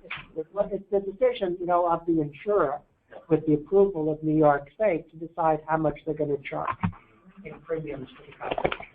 But again, when we're counseling, we really have to let people know that whatever they're charging, as long as it's the same letter plan, it's exactly the same coverage. It's exactly the same. And so when I talk to people about Medigap insurance today, I can't talk to them about all 10 plans, right? That's just too much. So I always start with Plan F, in Frank, because it's the most comprehensive plan. It's probably the most popular plan in the state, too. But it can be very expensive. If somebody's looking for a lower cost Medigap option, I would then move to Plan N as in Nancy. If you move from F to N, you notice you'll be giving up 3 benefits. You'll be giving up coverage for the Part B deductible. But how much is it? It's only $147, right, the whole year. You'll be giving up coverage for the Part B excess. You know what that is? That's for those doctors who don't participate, who don't accept the assignment. That's the additional right, 5 or 15% above what Medicare allows. F covers that excess and doesn't. But if all your doctors participate in Medicare, they're not allowed to charge the excess anyway. The big difference with Plan N is for office visits. Instead of covering the entire 20% coinsurance, you have to pay copayment up to $20. But look at the difference in premium. AARP has it for about $175, $180 a month. instead of that $261. If you go to the doctor 3-4 times a month, those co-payments add up. It's probably not worth it for you. But if you rarely or never go to the doctor and are looking for a lower cost Medigap option, you might consider Medigap Plan N, knowing that if you continue to live in New York State, you can always upgrade to Plan C or Plan F in the future, if not with the same insurance company, by going to a different insurer. Yes? No, I'm thinking you're really good because that's what I was struggling with between F and N. Yeah. And I do go to the doctors every 3 months. So the copay really adds up. Mm-hmm. But I have to pay the, So you have to weigh that against the difference in premium. Right. But if people are looking for just the cheapest Medigap plan they can get, that's the high deductible version of Plan F. It covers everything the standard Plan F covers, but before they pay anything, you have to meet a deductible. This year, the deductible is $2,180. So because you have to pay the first $2,180 out of pocket, of course they're able to offer that at a lower premium. AARP doesn't sell that one, but First United American does for the lowest premium, and it's about $65 a month. Okay, it's a little more in Brooklyn, it's a little less elsewhere for whatever reason. And if you look at the difference in premium with the AARP Plan F, $261, and the First United American high deductible Plan F, approximately $65 a month, the difference in premium over the course of the year is actually more than that $2,180 deductible. And people may want to consider that when they're comparing between those different plans. And if I had the high deductible Plan F and I went to the hospital and I had a bill for $1,260 for the deductible, you know what? There's no way I would pay the hospital $1,260. I would say, I'll pay this, but I want a discount. 10%, 20% off, which they'll gladly take to get the whatever payment they can. And in the meantime, the whole $1,260 is going towards that $2,180. So even though you have a $2,180 deductible, you're not necessarily paying the entire amount out of pocket. So people may want to financial assistance, but sometimes because you have Medicare, they don't want to subsidize you. They don't want to subsidize you, but if the hospital, it could very well, if when they, like somebody, for instance, somebody I used to work with, they called me up, she said, my father was in the hospital down in Florida, he just has Medicare. And he had a bill for the deductible. They told him when he was being discharged that if he pays it now, they'll give him 20% off before he leaves the hospital. And that was a better deal for the hospital than getting $20 a month, for a long period of time, for the rest of his life. Yeah. Okay? Sometimes don't have it. So people have that. I think that you may very well be able to negotiate this. But in the meantime, again, the whole Medicare responsibility, the deductible, the co-insurance is going towards that $2,180 if you have the high deductible plan. Now, some people would never consider this plan. Some people say, I want full coverage from day one. Okay? I never heard of First United American, things like that. I want AARP. All my friends have AARP. That's what I want too. Okay? That's fine. They can go with that. But if somebody's looking to save on their Medigap plan and doesn't mind paying up front and is able to pay up front for some of their medical costs, they might consider instead the high deductible version of Plan F. I'll just mention one other plan, and that is Plan K. Plan K, which you can get from AARP for about $90 a month. Unlike most services that are covered in full, the 20% co-insurance, the Part A deductible, Plan K covers 50% of that amount, and you pay 50%, up to a maximum out of pocket for the year. So because you have to pay more initially out of pocket, again, they're able to offer that plan at a lower premium. And that could be good for somebody that maybe has lower medical expenses, is looking to save on the premium, but wants to have something in place should their situation change. They might consider Medigap Plan K. And if it doesn't work out for them, they can always upgrade that plan, to a different plan, Plan N, Plan F, Plan C, if not with the same insurance company, by going to a different insurance company, as long as they continue to live in New York State. Other questions about Medigap insurance? So let's talk about the other way to get to Medicare. So far, we spent all this time talking about original, traditional, fee-for-service, right, straight, regular Medicare.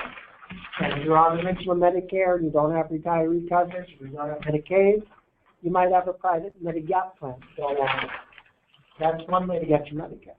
This is the other way, to join what they call a Medicare Advantage plan, a Medicare health plan. This is Part C of Medicare. Nobody calls it Part C, though. It's that Medicare Advantage. These are private plans that are contracted with the government to provide all of your Medicare benefits through their network of doctors and hospitals. Doctors and hospitals that participate, that accept that plan. Most everybody's eligible to join. All you need is to have both parts of Medicare, A and B. You cannot have end-stage renal disease, kidney failure, but any other condition, that's not a problem. And you need to live in the service area of the plan, that's it. But unlike Medigap insurance, where if you live in New York State, you can sign up at any time, or switch from one insurer to another at any time. For Medicare Advantage, for most people with Medicare, there are only certain times of the year that they're able to sign up or switch. So first of all, you can sign up for a Medicare Advantage plan when you're first eligible and enrolled in Part A and Part B. If you don't sign up during that time, or maybe you did, and now you don't like the plan, you want to switch, most people have to wait till the annual election period. That's every year from October 15th to December 7th. If you sign up for a plan between October 15th and December 7th, your new plan starts January 1st, yes. If you discover in January you don't like that plan, there's actually another enrollment period at the beginning of each year. It's really a disenrollment period. The first 45 days of each year, from January 1st through February 14th, anybody that's in a Medicare Advantage plan that's unhappy has one additional opportunity to return to original Medicare. Not to go to another Advantage plan, can't do that. Original Medicare only. After February 14th, for most people with Medicare, whatever plan they're on, if they're on a plan at all, that's what they're going to have for the rest of the year. And it's important for them to remember, if they join a Medicare Advantage plan, they don't give up their Medicare benefits. These private plans are required to cover whatever Medicare covers. Whatever we spoke about before, they have to cover as well. Plus, to a limited extent, they will cover some services that Medicare does not cover. So, for instance, they may provide limited coverage for things like dental care, towards eyeglasses, towards a hearing aid. They probably pay for that routine annual physical exam, but Medicare doesn't. They may provide a free gym membership to you. But what I find is that the biggest incentive is that many of these plans are available for zero premium in our area. Zero premium. You're still going to pay the Part B premium, the $104.90. I'm saying zero additional premium for many of these plans. And they include the Part B drug coverage we'll talk about next. No additional premium. And that might be a very powerful incentive for somebody that maybe doesn't have retiree coverage, that doesn't have Medicaid, that cannot afford or doesn't want to pay $200 more a month for a Medigap plan. You may be very tempted to join a zero premium Medicare Advantage plan instead. But even if the plan has no premium, that doesn't mean the plan has no cost. And it's going to cost you on the other end when you access care, usually in the form of a copayment. So when you go to the doctor, it might be $10, $20, $30, $40, some plans $50 to see a specialist. If you're admitted to the hospital, you might have a daily copayment as much as $100 to $300 or more per day for the first 5 to 10 days in the hospital. It's going to cost you if you need to go into a skilled nursing facility, if you need durable medical equipment. And what I find is that when people join one of these plans, they probably know what it's going to cost them when they have to go to the doctor. I bet it's printed right on your card, $10, $25, but you may not know what it's going to cost you when you have to go to the hospital or a skilled nursing facility, because a lot of times, understandably, people are just not anticipating those kinds of needs when they first join the Medicare Advantage plan. And unlike Medigap insurance, where the benefits are standard, and I was able to tell you exactly the difference between Plan F and Plan N, regardless of who sells it and how much it costs, Medicare Advantage plans are not standardized at all. And I could not tell you all the differences between what other plans are offering and what WellCare is offering. unless I went to the Medicare.gov website and compared all the many different costs and benefits and features of those plans. Now, with 20 companies offering multiple plans, most of them, I would say it's impossible to compare every single plan that's out there. Somehow people have to narrow down their decision. So I always tell people, start with your doctors. If you have doctors that you're committed to, that you would not be willing to switch, as many people with Medicare do, find out which Medicare Advantage plans they accept. I bet they don't take or even heard of all the plans that are available. Then amongst the 3, 4, 5, 6 plans they do take, find out how those plans cover your prescription drugs at your pharmacy of choice. That's the way to make a good informed decision about which, if any, Medicare Advantage plan might be the right one for you. And something else to consider, all Medicare Advantage plans have a maximum out-of-pocket limit. It's on the prior slide, actually. Although they do charge co-payments for most services, it's not an unlimited amount for the year. They all have an out-of-pocket limit, and MOOP, M-O-O-P, for all Part A and Part B covered services, for all hospital and medical services, which cannot exceed this year, and again next year, $6,700 for in-network services. If you reach that out-of-pocket limit, you have 100% coverage for the rest of the year for all hospital and medical services. Even 67, I'm sorry? even for nursing homes? Well, for Part A covered services, so like in a skilled nursing facility, yes. Right, because it's Part A and Part B covered services, hospital and medical. And again, if you reach that limit, 100% coverage for the rest of the year for all hospital and medical services. $6,700 is the highest the limit can be. Some plans have that as their limit. But a lot of companies have a lot lower limits in the $3,000, $4,000 range. And that can be important for your clients who want a Medicare Advantage plan but are concerned about having high medical expenses.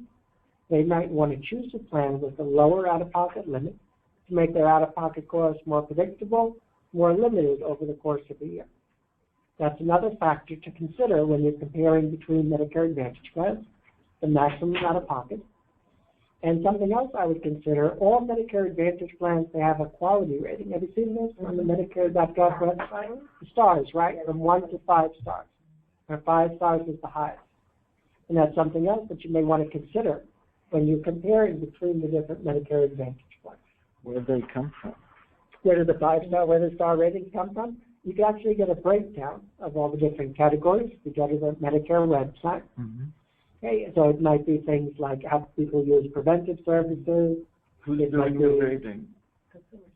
Well, some of that is from feedback that people get, that do surveys on but other things are reporting on things like how they handle appeals, how they report to CMS, the government, as to how they handle appeals, or how their members use preventive services under the program. So there are different factors that go into that. But if you want a specific breakdown, if you go into the Medicare.gov website, they give you the overall rating. But then you can see the different categories that go in to make up the overall rating.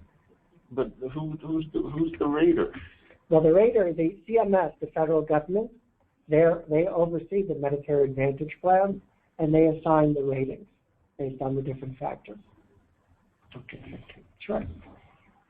And then there are different types of Medicare Advantage plans. In our area, by far the most common is the HMO plan. Well, with an HMO plan, unless it's an emergency, you're limited to a network of doctors and hospitals that participate. If you go outside their network, you're going to wind up paying the cost out of pocket. Some HMO plans, though, offer a point-of-service option. Have you seen this? HMO-POS. They allow you to go outside of network, but sometimes it might only be for certain services. You might need approval, you pay more when you do, but it gives you a little more flexibility than with the HMO. But if you want a little more flexibility still in your Medicare Advantage product, you might consider Medicare Advantage PPO. PPO, Preferred Provider Organization Plan, also has a network of doctors and hospitals. And if you use their providers, you'll pay whatever copayment the plan requires. The big difference with the PPO is they allow you to go outside of their network to doctors and hospitals that take Medicare, but not that particular plan. And you'll pay more when you do, but it gives you more choice, more flexibility than does the stricter Medicare Advantage HMO plan. Other questions about Medicare Advantage?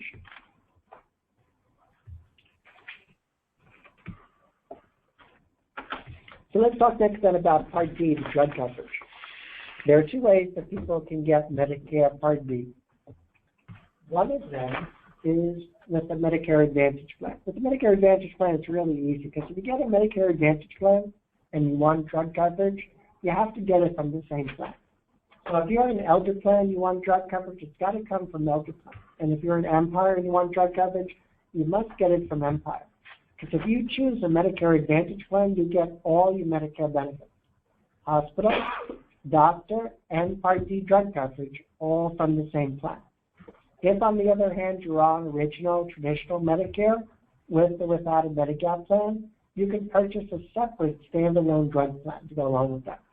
And for people on original Medicare, this year in New York State, there are 25 different drug plans to choose from. And those 25 drug plans each have their own formulary, their own list of covered drugs. So not every one of those 25 plans necessarily covers all your clients' medications. And they have their own network of participating pharmacies. So the pharmacy that they like to go to, maybe they don't take all 25 plans. So how do you compare? You have such an overwhelming number of choices. The only way people can really do that is by going to the Medicare website, at Medicare.gov.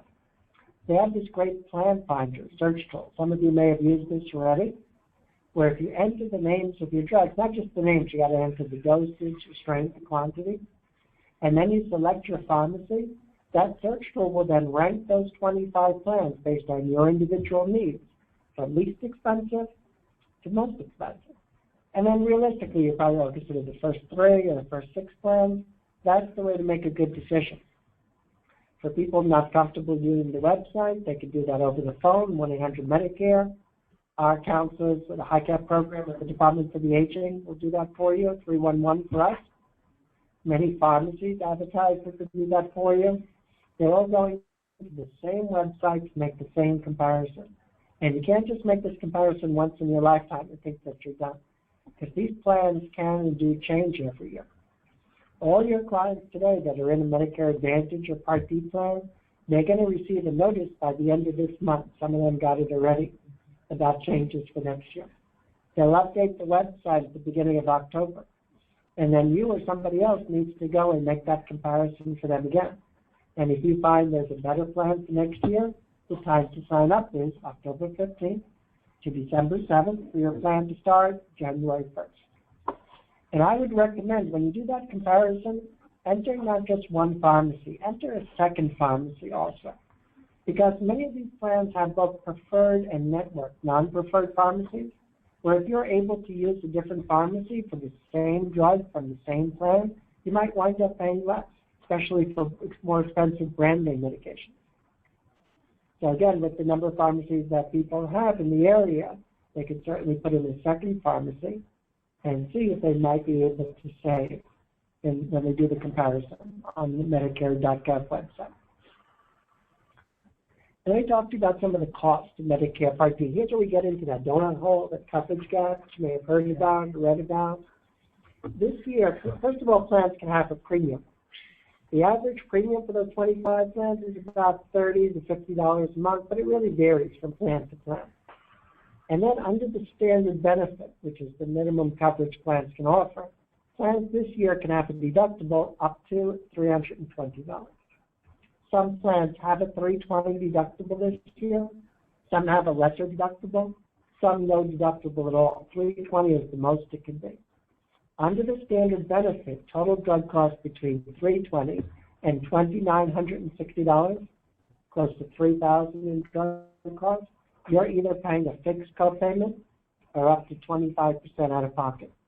And then here's where we get to the donut hole, the coverage gap. That begins at the point that you reach $2,960 in total drug costs. So when the total cost of your drugs gets close to $3,000 this year, and regardless of how much you paid at that point, that doesn't matter. The total cost of your drugs gets $2,960, coverage gap, donut hole. Now, some people may remember prior to 2011, anybody that reached the coverage gap would have had to pay 100% of the cost of the drug out of their pocket. But because of the Affordable Care Act, they're reducing the coverage gap each year and will eventually eliminate. But when people reach the coverage gap, typically they'll pay more for their medication until, for the people that have very high costs in drugs, they may reach the catastrophic coverage level. Excuse me. The catastrophic coverage level begins this year at the point that you paid a total out-of-pocket of $4,700. The $4,700, just Part D we're talking about. The $4,700 does not include your premium, does not. But it includes everything else you pay. Deductible, co-insurance, co-payments, whatever you're paying during the gap. If you reach that $4,700, you get to the catastrophic coverage. And at that point, you'll pay the greater of either 5% of the cost of the drug or a small copayment. That's how the plans are structured. But in order for it to be meaningful for you and your clients, based on their drugs at their pharmacy, you need to go to that website, enter their information, and get an estimate of the cost. Not just once, but every year at this time for the following year. And by cost, also, you're talking about what it costs to Medicare, what the pharmacist is charging altogether, what's insured, what's not insured, which the client won't know. You have to. Well, the results, yeah, when they get the results, what they'll get is an estimated cost for the year or for the remainder of the year. And that's how the plans will be ranked, based on that estimated cost. So that's a way that people can compare to see which plans may be the ones that are most suitable for that. And the plans, when you initially get the information, they're ranked just on cost. I would then take it a step further and see if the plans have any restrictions on the medications. Some plans have restrictions such as prior authorization, where the doctor needs to prove to the plan, although they cover it, that that drug is necessary for you, or they have step therapy, where again, although they cover that on their formulary, they really want you to use some other drugs instead, so they require you to try some less expensive medications first before they'll cover that particular drug. Sometimes they have quantity limits to how much of the drug you're able to get in a month. These restrictions appear on the website. And for some people, it may be worth it for them to pay more in premium to avoid some of these restrictions on their medication. And that's another factor to consider when you're comparing between the different drug plans that are available. And then you might have some clients who don't have a coverage gap, who don't have a donut home. That's because these people receive what they call extra help, the low-income subsidy. Sometimes you see abbreviated LIS. That's a subsidy the government provides to help people pay their Part D drug costs. Some people get this assistance automatically. If you have both Medicare and Medicaid, or you're on one of the Medicare savings programs, which I'll talk about coming up, where the state pays your Part D premium, that $104.90, doesn't come out of your check anymore, then automatically you get full extra help with Medicare Part D, which means you could have a Medicare Part D plan for nothing, no premium, and only small copayments for your drugs. If you're not on Medicaid, and you're not on the Medicare savings program, but you have very limited income and resources, you won't get this assistance automatically, but you may be able to apply to get, if not the full subsidy, at least a partial subsidy. The place you'd apply to is Social Security. You should do that online on their website, Social Security or SSA.gov. You need to have an income less than 150% of the federal poverty level. So you have the exact number in the book, but we're talking about up to about $1,470 a month if you're single, and limited resources as well. Not much more than about $13,500 for a single. If your income and resources are above those amounts, you will not qualify for the subsidy, and you'll pay the full cost of the premium, the full cost of the drugs for the plan that you choose. Another great benefit of getting this subsidy, any sort of subsidy, any sort of extra help, even if it's only a partial subsidy, unlike most people who can only change their plans once a year, between October 15th and December 7th, people with extra help are actually not locked into their plan at all. And they can change their plan anytime and as often as they want for their new plan to start the first of the following month. And when I say they change their plans, they can change their Medicare Advantage plan with Part D, or they can change their standalone Part D plan. They are not locked in. That's such a tremendous protection for people with extra help. And sometimes I find that even if they're aware of this, they might have difficulty accessing this protection. Because they have extra help and they want to change plans, they make a big mistake. You know what that big mistake is? They call their current plan. And their current plan says, oh, you want to switch? Well, we need that in writing. You got to send us a letter. So they send them a letter. A couple of months go by, they don't hear anything, they call the plan says, we never got that letter you sent us. That's a complete waste of time. Don't do that. Can't people that the plans get indicted for that? I mean, is that taken seriously? What I would say is that if you have an issue with the plan, then, and the plan's not able to resolve that, you could always file a complaint with Medicare against the plan. Medicare, yes. With Medicare. Because when we're talking about the Part D and Medicare Advantage plans, these are regulated by CMS, by the federal government.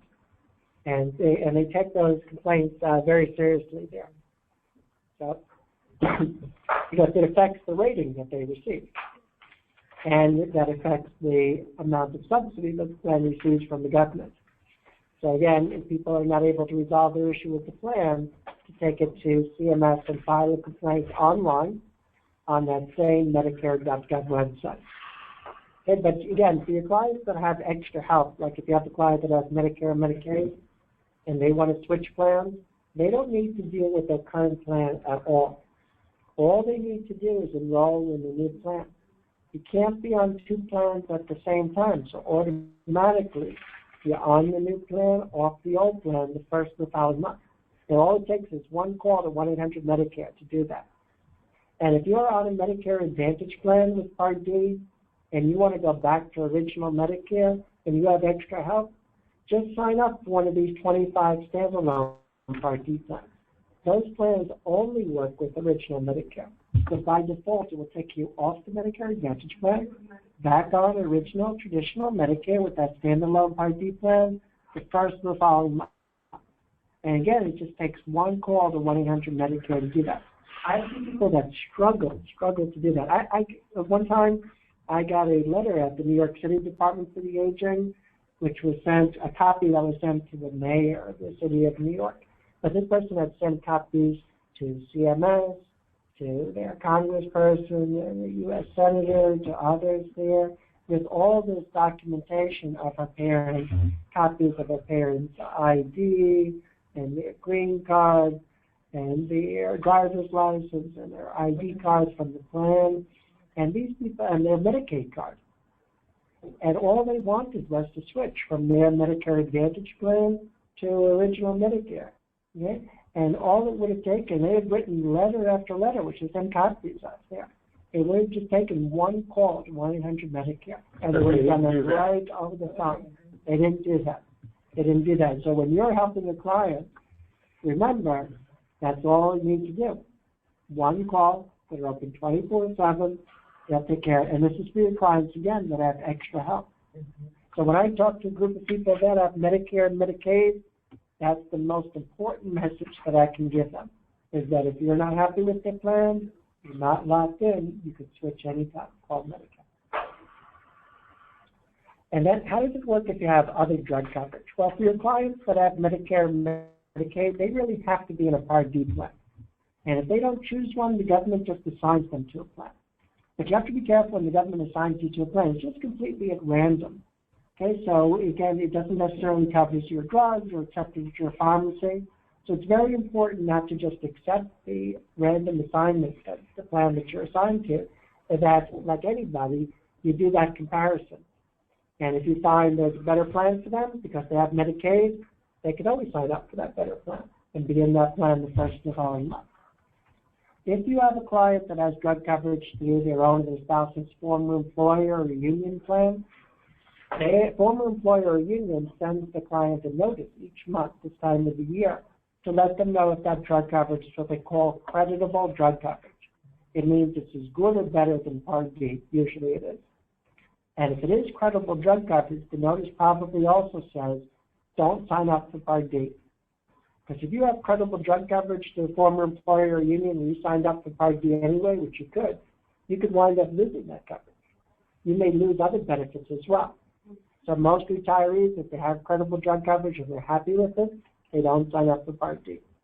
If in the future they lose that coverage, even if it's voluntarily, even if it's the middle of the year, they allow them to sign up for a Part D plan at that point without having to wait and without having to pay a penalty for late enrollment.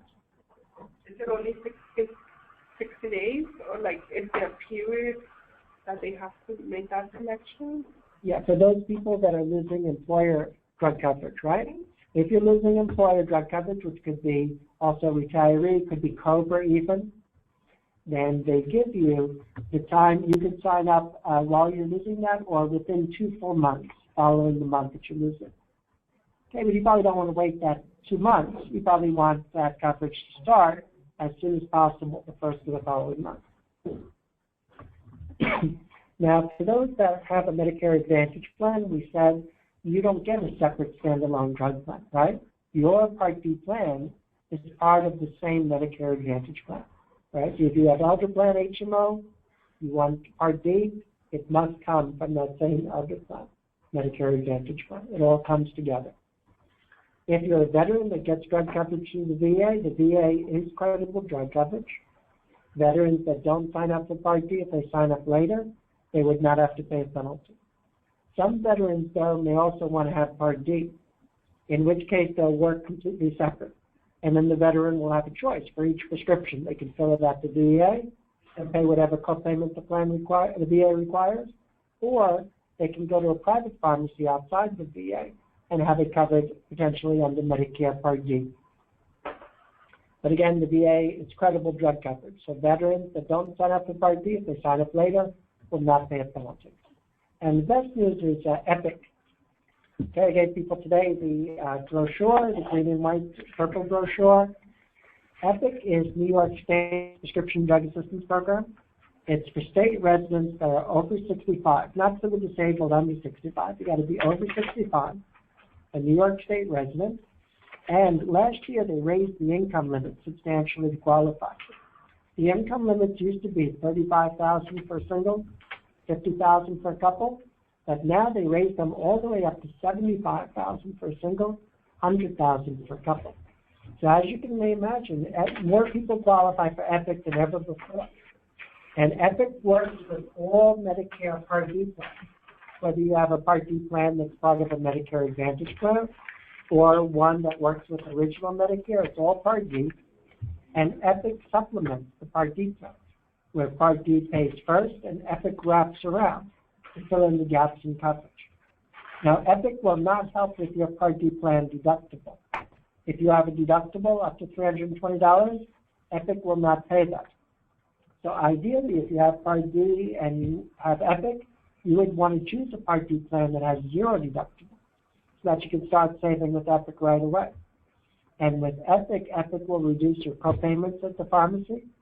Epic will help you with the coverage gap. Epic will help you with the catastrophic coverage where you're paying 5%. But for some people, 5%, it's a couple of $100 for really expensive medication. With Epic, the maximum copay you pay, $20. Depending on your income, you'll either be in the Epic C plan for lower income individuals, where you'll pay a fee on a sliding scale to be a member of Epic, and those amounts are in the brochure. Or like most people, you'll be in the Epic deductible plan, where Epic will be free, but you'll have to meet a deductible on a sliding scale before Epic will pay for your drugs. But if you have Part D and you would fall into the Epic deductible plan, I don't see any reason not to sign up for Part D. Right? Because people will say to me, that deductible, $1,000, $1,500, I'm never going to reach that. So what? You don't reach it. Epic doesn't cost you anything. It's free. Meanwhile, you have it in place should your health situation change. And unlike most people can only change their plans once a year, between October 15th and December 7th, Epic members, all Epic members can change their plan one additional time each year. Not every month like people with extra health, but one additional time each year. And for some people, it's worth it to join Epic just to be able to change their Part D and Medicare Advantage plan without having to wait until the following year. And if you're not an EPIC member already, you can sign up anytime. It's always open enrollment. The application is inside the brochure. Just access to EPIC to apply. Other question about Part D and EPIC? I think I have different slides from Medicare savings. This is Medicare secondary payer and the Medicare savings program. But before I talk about that, why don't we just compare between the two ways that people can get Medicare, right? Because this is what we talked about at the beginning. For those clients who don't have retiree coverage, who don't have Medicaid, it's either original Medicare and the Medigap plan and a separate Part D drug plan, one of those 25, or it's a Medicare Advantage plan, including Part D drug coverage. It's one or the other. So let me ask you, what's the advantage of your client going with original Medicare and the Medigap plan? What's the advantage of doing that? Why would somebody choose original Medicare and the Medigap plan?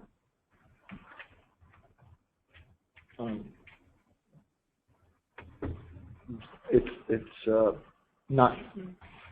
Well,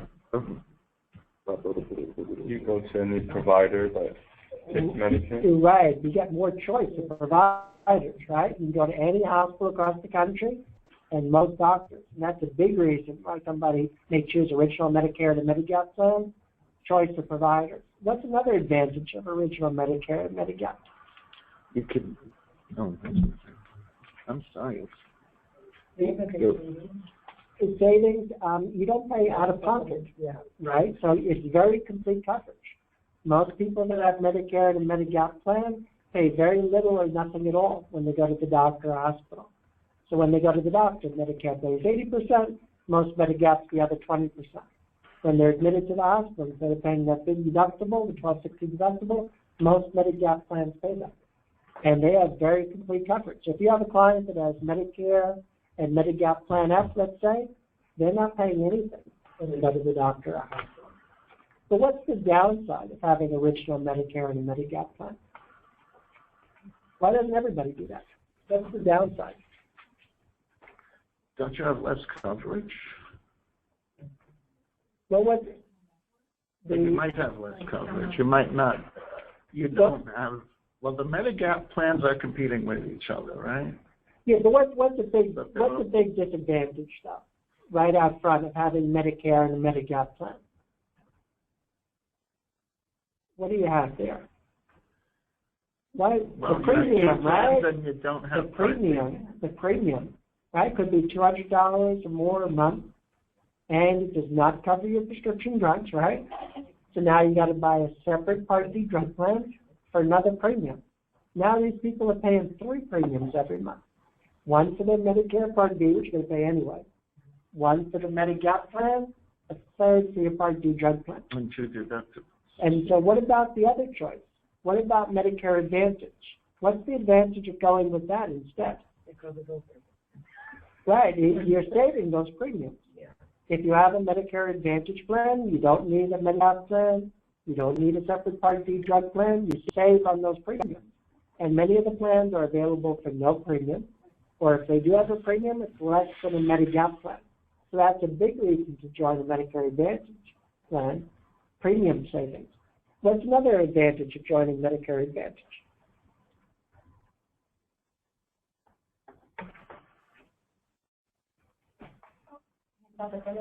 Right, get some extras, right?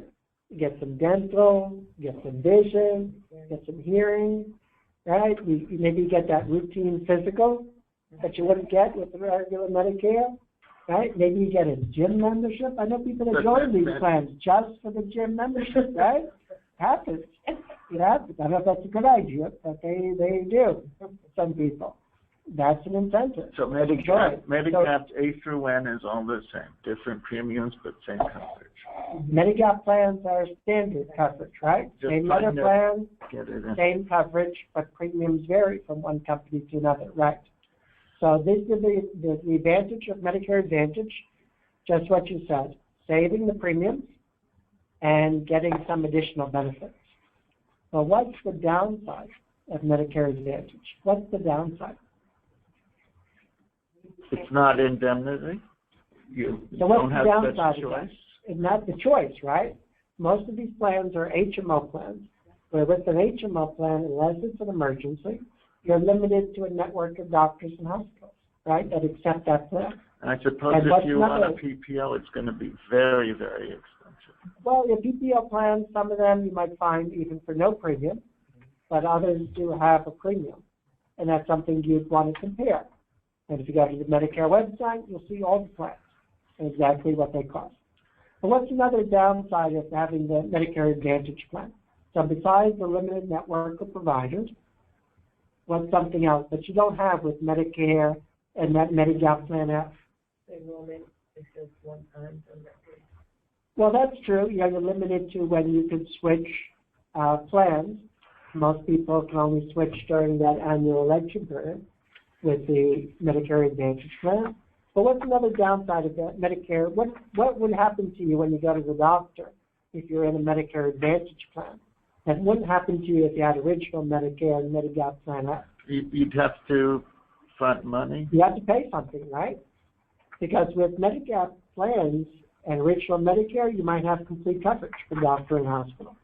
With the Medicare Advantage plan, usually you're paying a fixed copayment for most services under most plans up to a maximum out of pocket for the year.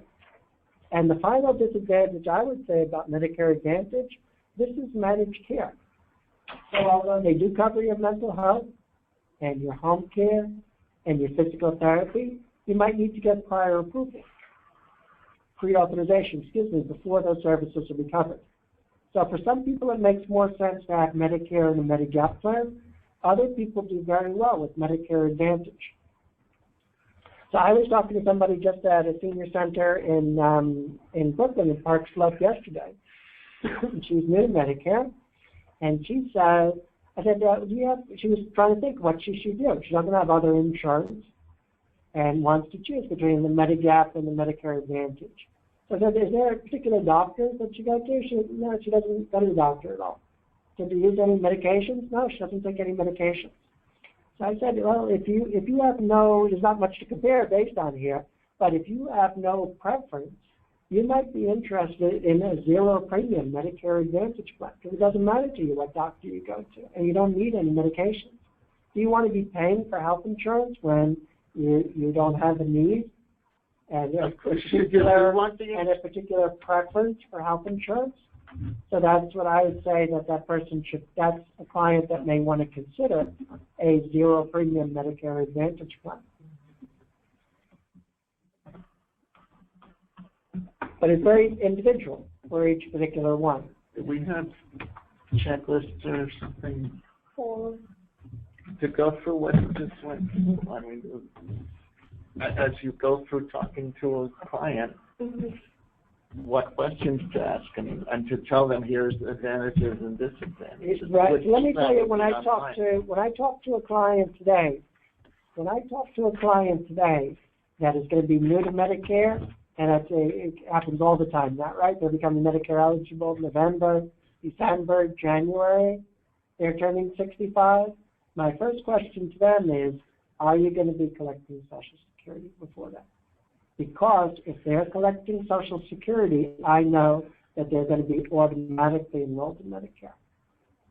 If they're not collecting Social Security, though, my next question to them is, are you still working? Or are you covered under a spouse who's still working? Because those individuals may want to delay enrollment in Medicare. We'll talk about that on the next slide, after the Medicare Savings Program. But if they are not still working and not covered under a spouse who's still working, I would ask them if they have health insurance from their own or their spouse's former employer or union. And if they don't, now's the time to talk to them about their two choices. Original Medicare, Medigap plan, separate Part D drug plan, or Medicare Advantage, including Part D. And we went through the advantages and disadvantages of each to try to help people to make a more informed decision. Because so many clients are just overwhelmed. They're getting so much mail and seeing so much advertisements from so many different companies, they just don't understand. But it boils down to those two choices. Okay, again, between original Medicare and the Medicare Advantage plan. And that's a good starting point for your clients that need to make that comparison. And then for the Medicare, on the previous slide actually is the Medicare Savings Program. The Medicare Savings Program can help your clients that are in original Medicare. I have another one that has like the different types, and maybe you just want to go over them. Sure, I'll mention this has the 3 Medicare Savings Programs. The Medicare Savings Programs, again, can help people that are in original Medicare or a Medicare Advantage plan. The Medicare Savings Programs pays the Part B premium, puts that $104.90 back into your Social Security check for those that qualify. So if you have a client today that has Medicare Part B that's not paying the premium, they're already on the Medicare Savings Program. But if not, they may qualify. There are 3 Medicare Savings Programs. Those are the income limits for this year. The QMB program, up to the $1,001 for single, $1,348 for a couple, that program not only pays the Part B premium, but it also works as a supplement to Medicare, where it pays the Part A and Part B deductibles and co-insurance amounts we spoke about before. But it works best if your doctors accept both Medicare and Medicaid. If your income's too high for the QMB, but it's less than that $1,197 a month single, $1,613 for a couple, the FLNB will pay your Part B premium only, the $104.90, as will the QI, up to $1,345 for a single, $1,813 a month for a couple. And the great thing about living in New York State is in New York State, they don't look at your assets, your resources. Whatever money you have in the bank, they're not concerned about that for this program, only income. And not only that, if your income's too high, you may still qualify. Because if you're paying privately for health insurance, they allow you to deduct your health insurance premiums from your income to qualify for the Medicare Savings Program. Now, you cannot deduct the $104.90 because this program pays the $104.90.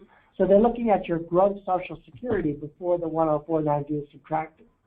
But other premiums you can deduct, such as a Medigap premium, most commonly, or you might have a client that has long-term care insurance, which can be very expensive. Or sometimes we meet clients whose income is only $10, $15 above their limit. It might be worth it for them to buy a cheap dental policy or a vision policy see advertised on TV or in the newspaper just to have that deduction. Because if you qualify for the Medicare Savings Programs, not only do you get Medicare Part B premium paid, $104.90, but you automatically get full extra help with Part D. Plus, if you have Epic will waive your fee. You'll get Epic for free, too. So get this, if you can get your client on the Medicare Savings Program, they can have Medicare Part B premium, Medicare Part B, no premium. Medicare Part D drug coverage, no premium, small copayments. Plus Epic to wrap around that, no fee to be a member of Epic. So these are the people that do best in New York State, the people that qualify and apply for the Medicare Savings Program. You can apply any time of the year that you may be eligible. You can go down to the local Medicaid office and apply in person. Right? That's not the easy way. You can spend the whole day at the Medicaid office. I would recommend instead call one of our counselors at the Department for the Aging, 311 for us. We'll do that for you in person by appointment, usually downtown at Lafayette Street near City Hall. Or you can call the Medicare Rights Center. You know about the Medicare Rights Center? They're an advocacy organization. They help people with Medicare. They can also answer your Medicare questions, and you'll find their contact information on the back of the book on page 65. And the Medicare Rights Center has helped many people in New York City apply for the Medicare Savings Program. And they'll do a lot of the application for the client over the phone. So for the client that's not able to get out to speak to somebody in person about that, let them call the Medicare Rights Center and have them assist them to apply for the Medicare Savings Program. It's a tremendous benefit. And if you only talk to a client about one benefit of Medicare, make sure it's the Medicare Savings Program, because it's a tremendous savings for those that qualify and can apply. And Medicare Rights Center also deputizes with agents so that they can do the MSP application. So here in the office we have, like I'm one of the people that had those Medicare savings applications here. We have a couple of others, so we do them here also. Very good. And our counselors also go through that same deputization training. so that they're also able to do applications efficiently for the Medicare Savings Program. Any questions about the Medicare Savings Program? No, I just provided additional slides that you could have for your own review. Unit 12 o'clock. Okay, well, I just have one more thing to tell you about. That's okay. And the last slide, we call here Medicare secondary payer, situations where people continue to work, where they're covered under a spouse who continues to work past the time they become Medicare eligible. And then the question is, who's your primary insurance? Is it Medicare or is it the employer group health plan? Here's the rule. If you're actively employed or covered under a spouse who's actively employed, for an employer of 20 or more individuals, if you're over 65 with Medicare, or 100 or more individuals, if you're disabled under 65 with Medicare, then your employer insurance is primary, Medicare is secondary. Once you or your spouse retires, loses the insurance, goes on COBRA, continuation coverage, you're no longer actively employed, Medicare becomes your primary insurance. Any insurance you have through your former employer will pay after Medicare. Now, the big question for people that are still working, who are covered under a spouse who's still working past 65, is do you want to enroll in Medicare Part B? Part A, for most everybody, it's free. You might as well. No harm for most everyone. But Part B, you're paying for at least $104.90, for some people much more. So what many people elect to do, if they're still covered under their own or their spouse's active employment at 65, especially if it's for a large employer, where the employer insurance would be the primary insurance, oftentimes these individuals will take Part A only and delay enrollment in Medicare Part B. Why? To save the monthly Part B premium. Once their 7-month initial enrollment period is over, that 7 months surrounding the month they turn 65, these individuals that are still covered under their own or their spouse's active employment are entitled to a special enrollment period. The special enrollment period allows them to pick up Part B anytime they or their spouse is still working, in case they change their mind, or within 8 months, 8 full months following the month that they're no longer actively employed, that they lose their job, or that they go on COBRA. And COBRA is the tricky one there, where people get caught up and penalized unnecessarily. When you're on COBRA, as you may know, COBRA is the same insurance you had when you were working, or your spouse was working. You're just paying for it privately now for another 18 months. Most people can get it up to 36 months now in New York State. A lot of times when people are on COBRA, they think they don't need to sign up for Medicare Part B. Big mistake. Big mistake. When you're on COBRA, you're no longer actively employed. You have 8 full months following the month you're no longer actively employed in which you can sign up for Medicare Part B. If you don't, you can only sign up for Part B during the general enrollment period. That's every year from January to March, in which case your coverage will be effective July 1st of that year, and you're subject to a late enrollment penalty. The only people they allow to delay enrollment in Part B and not pay a penalty are people that are covered, again, under their own or their spouse's active current employment. Not a retiree plan, not COBRA, it must be active current employment. If come 65, you and your spouse are retired, you want to sign up for Medicare A and B when you're first eligible. The only people that would be well advised to delay enrollment in Part B, again, are people that are still covered under their own or their spouse's active current employment from the first month they turn 65, again, especially if it's for a large employer. And we just see one after another bad situation where people have COBRA and they delay enrollment in Part B. They wind up having to wait for enrollment later. They wind up with a penalty. And then on top of that, the COBRA insurer may not want to pay in the absence of Medicare. Because if you have COBRA and you're Medicare eligible, Medicare would actually be your primary, your main insurance. Does the COBRA insurer want to pay when they knew you were Medicare eligible but just decline that? We're seeing a lot of cases where the COBRA insurer denies claims for that reason, or even worse, where the COBRA insurer pays claims and then realizes years later, wait a second, you were Medicare eligible. You should have had Medicare. Now you want all the money back. Okay? So again, people need to be very cautious when they have COBRA and are delaying enrollment in Medicare. COBRA does not extend the time you have to enroll in Medicare. The only thing that does is coverage through your own or your spouse's active current employment. Other questions on that? Okay, watch for that COBRA, people, again, for people that are Medicare eligible.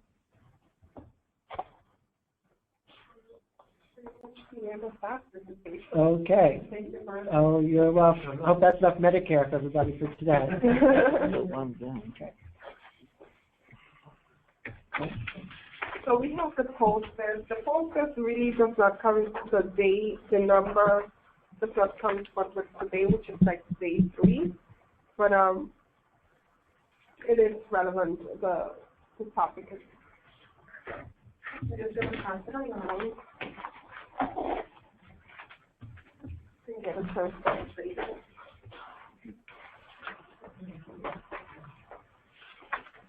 Are we to be extra material? Yes, please. Thank you.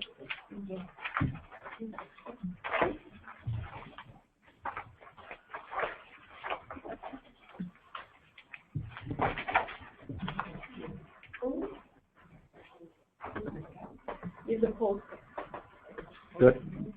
Oh, for today? No. So this is for, okay, so we have 2 posters today. We have the one, which, this one you can take home and you can look at the, no, this is Medicare. Medicare. Yes, so this is for the last day training for we have so here.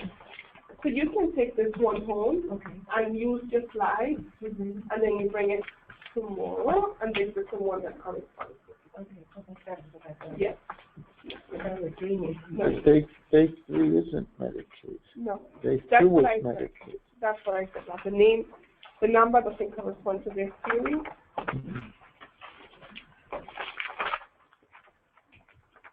Shall we do any else, or are we taking something? Oh, now it's day 4.